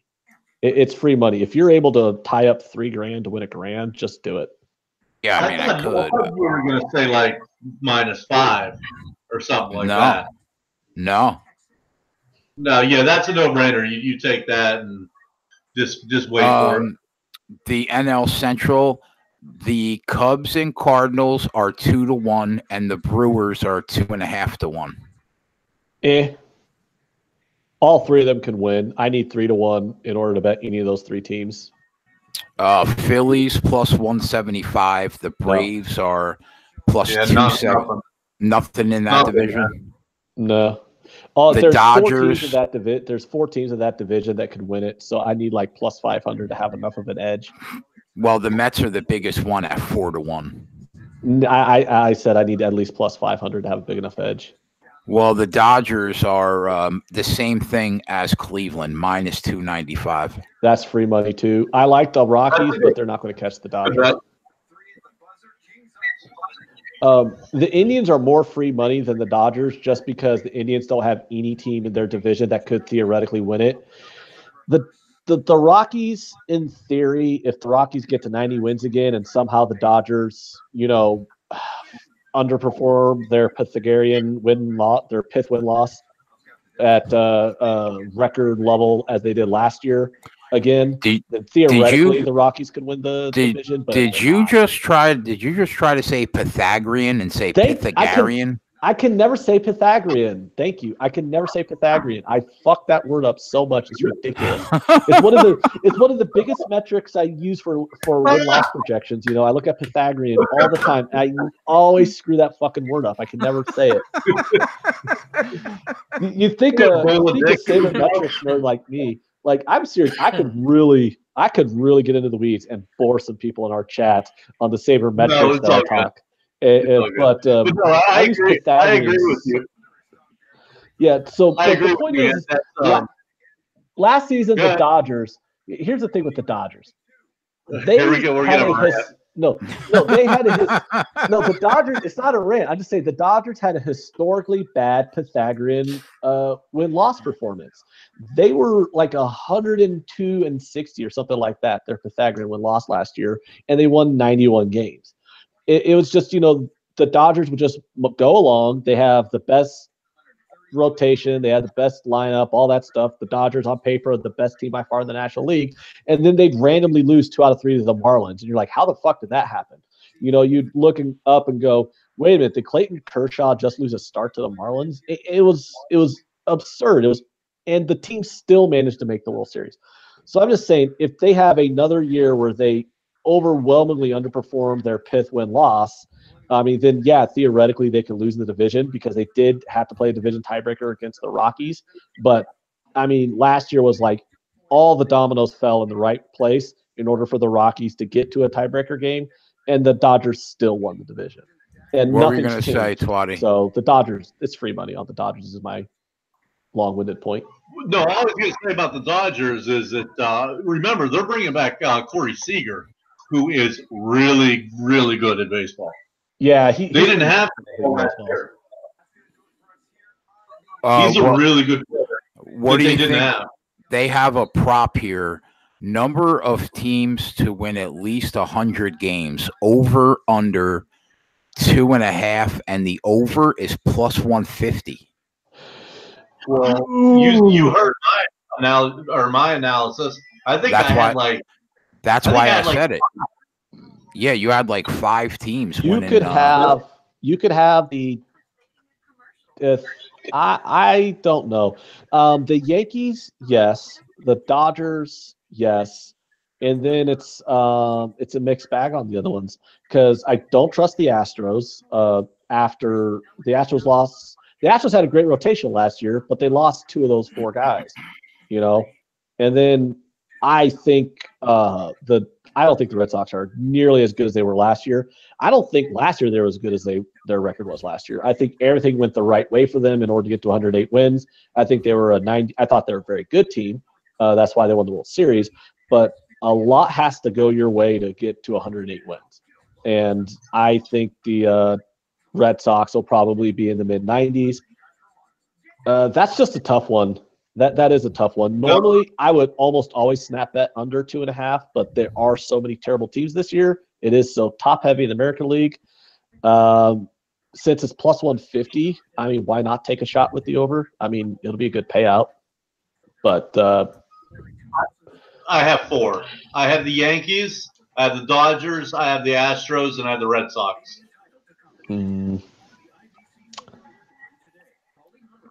On the flip side, they have number of teams to lose 100 games. Over under 1.5, and the over is minus 190. Over. Well, I have 2. Yeah, 2. Lay it and take your free money, because there's no way the Marlins and there's no way the Orioles don't lose 100 games. And shit, I mean, there's always another garbage team in the league that could just magically lose 100 also out of nowhere. I mean, it ain't exactly like the Rangers could very easily lose 100 games. I think they're fucking terrible. Well, the Tigers are terrible. Yeah, the Tigers are terrible.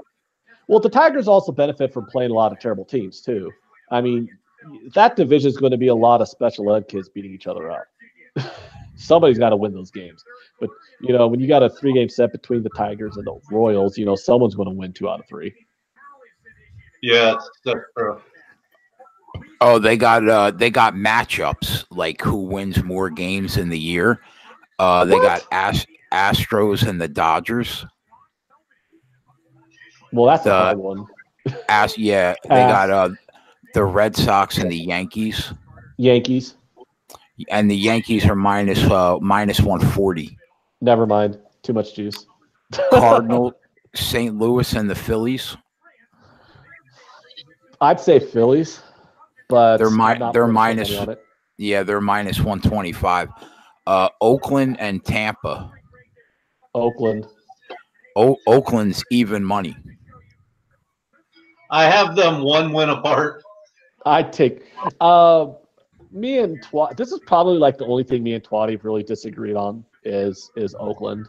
And I actually don't even disagree with him that much. I mean, he's right. Their starting pitching is not desirable, but I don't think it's as bad on paper as a lot of people think with the Fires and Estrada. I think Estrada's going to be way better in Oakland than he ever was in Toronto. And like I said, I don't want to bore people with park factor metrics, but there's a lot of advanced park factor metrics, and the way Estrada pitches that goes into it, that makes me think that he's going to have a much better bounce back year. He'll be serviceable enough to get to that bullpen, because that bullpen for Oakland is elite. Milwaukee and the Mets, and they're both even money. God, you know, these props are not as easy as I thought they'd be. That's tough, too. I mean, I got the Brewers 3 games better. Pirates and the Diamondbacks. Pirates. I think the Diamondbacks are going to be terrible. They're minus 160, the Pirates. Never mind. Lay off of it. I got them both at 81. Wow, Twatty, you got these. You're right there with what the book is thinking, man. Yes, sir. I don't like the Diamondbacks at all. I think they had a terrible offense last year, and they gave up all their best hitters. Like, who's going to score runs for them? And they gave up. I mean, you know, Corbin was a borderline Cy Young candidate for half the season last year, and they lost him. I mean, they're still going to have some good starting pitching with Greinke. They're going to have Robbie Ray. He can always dazzle you with a 10 strikeout performance. I'm not sure the stats of Taijuan Walker, but overall, God, I don't think there's a lot to really like about this Diamondbacks team. I would take the Pirates are a better team. I would take the Pirates on that prop if you're getting even money on both sides. Angels and the Twins. Twins. Twins are minus 120. Yeah, I'd still lay it with the Twins.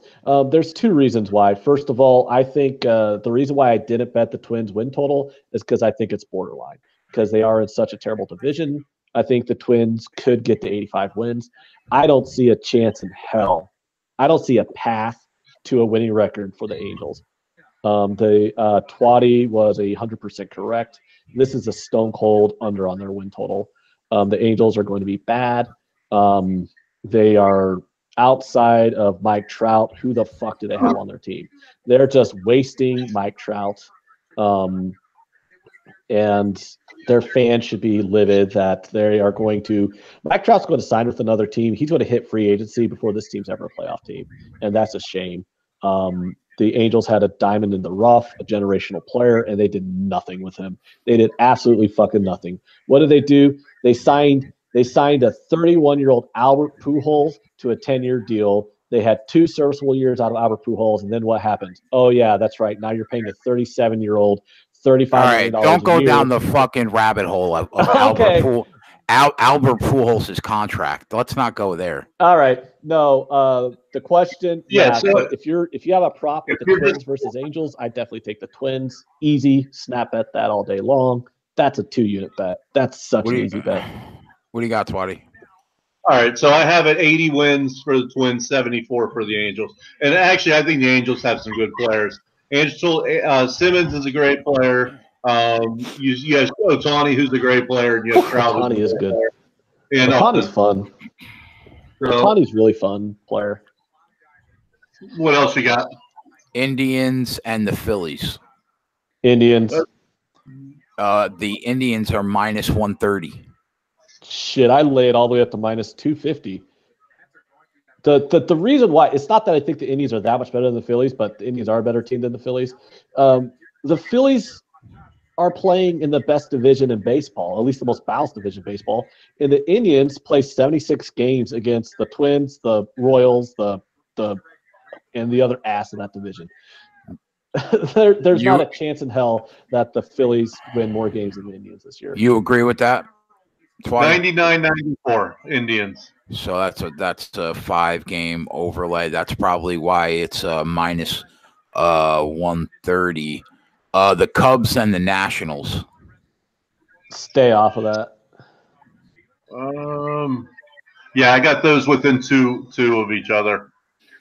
Then there's 2 Red Sox. One Red Sox and the Dodgers, and Red Sox and the Astros. Meh on both of those. I think all 3 of them could be 95 to 100 win teams. That I don't see any advantage to betting that. So I do see an advantage. I have the Astros and the Red Sox both about the same, but I do see the Dodgers winning more games than the Red Sox by 7. I really like the Dodgers. Well, the Dodgers are plus money, plus 105. Nice. That would be a play. And I know Ant likes the Dodgers too, so that would be a good play. If you got the Dodgers versus the Red Sox, I mean, if you get plus money on the Dodgers, I would not hate that bet. What about plus 120 on the Brewers against the Cubs? I know what I like. Go ahead, Twatty, because I'll say what. Well, no, I have the Brewers at 92 wins. I have the Cubs at 86 wins. So that's 6 games plus money. I would definitely take that. As much as it pains me to say it, since it is plus money, I would say the Brewers should be a bet there. But I'm not going to say it because fuck them. All right, and again, the Brewers plus 125 against the Cardinals. Yeah, I feel the same way. Yeah, I feel like the Cardinals and the Cubs are both like 86, 87 wins, and I think the Brewers are gonna. I think the Brewers will win that division.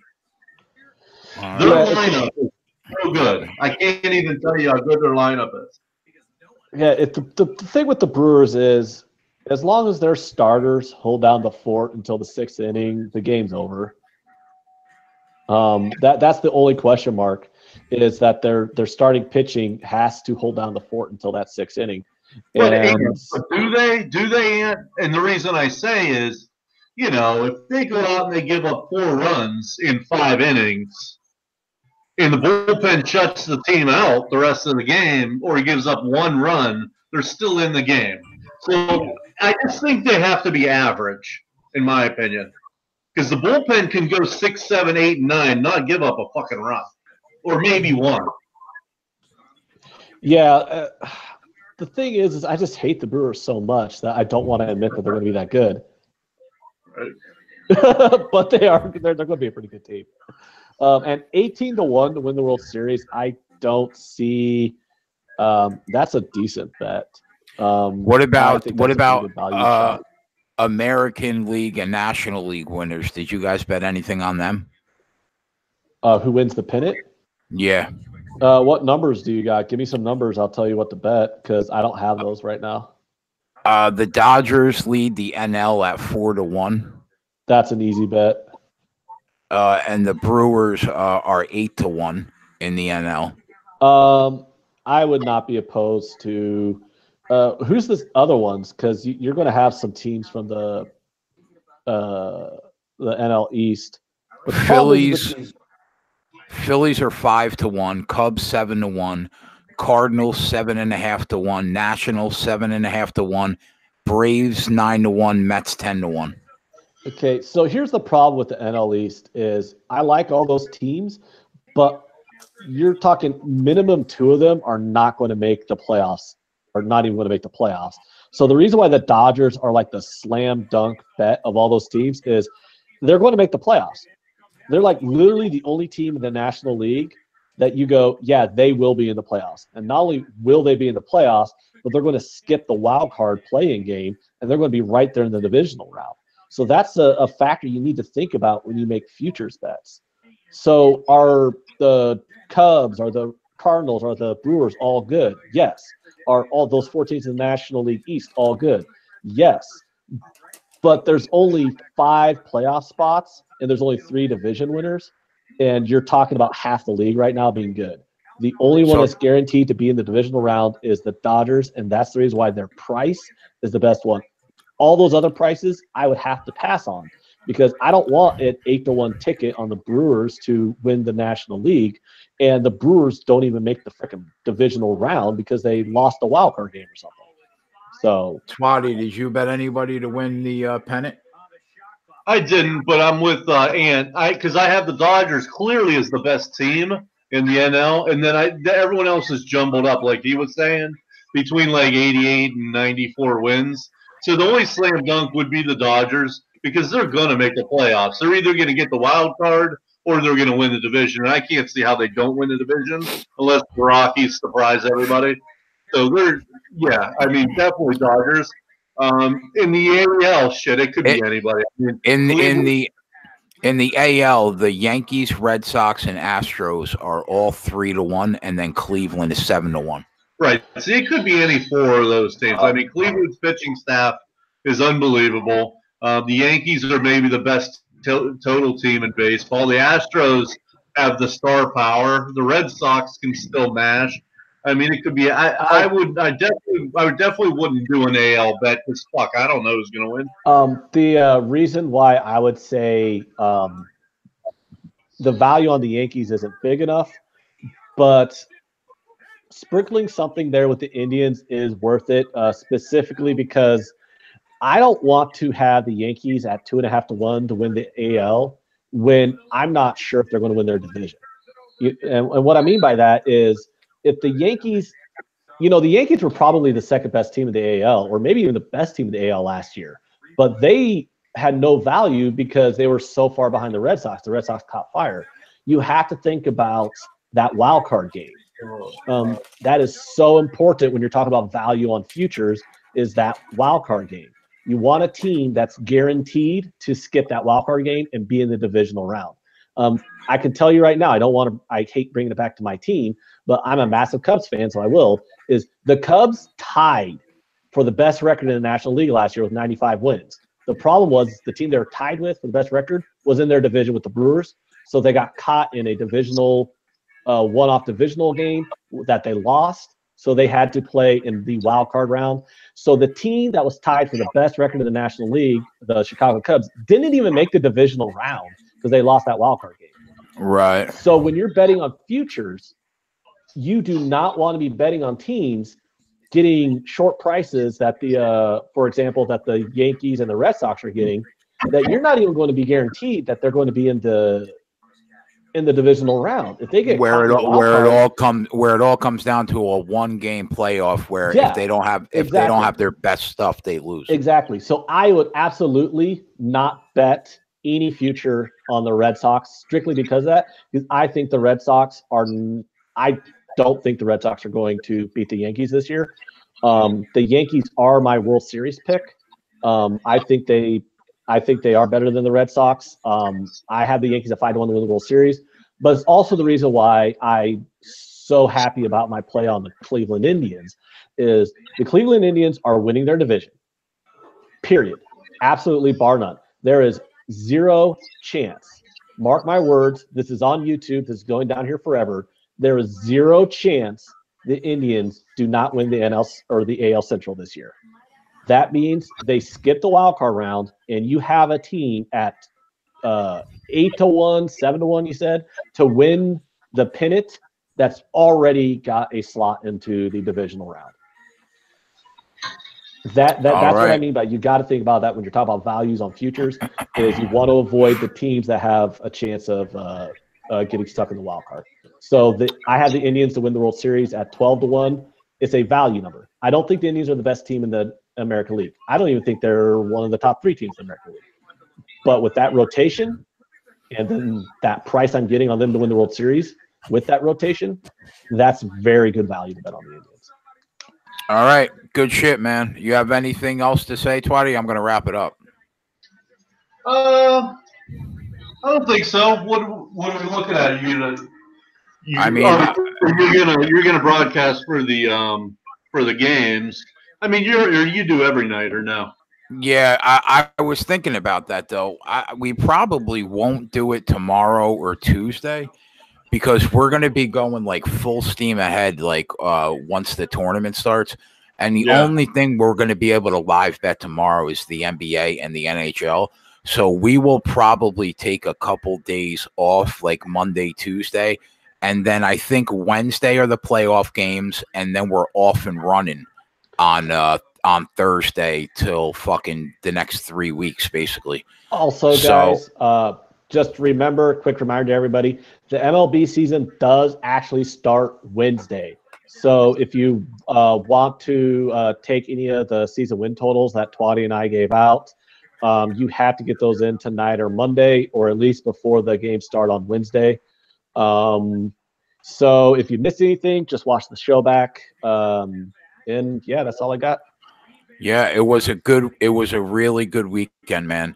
We did well. Saturday, we picked up 3.5 units in the UFC, and then Saturday night, Ant picked up about 3 units, and I picked up a unit. Today, we picked up 5.5 units with NASCAR. We've been killing it. So we're up. You picked up 5.5 units with NASCAR.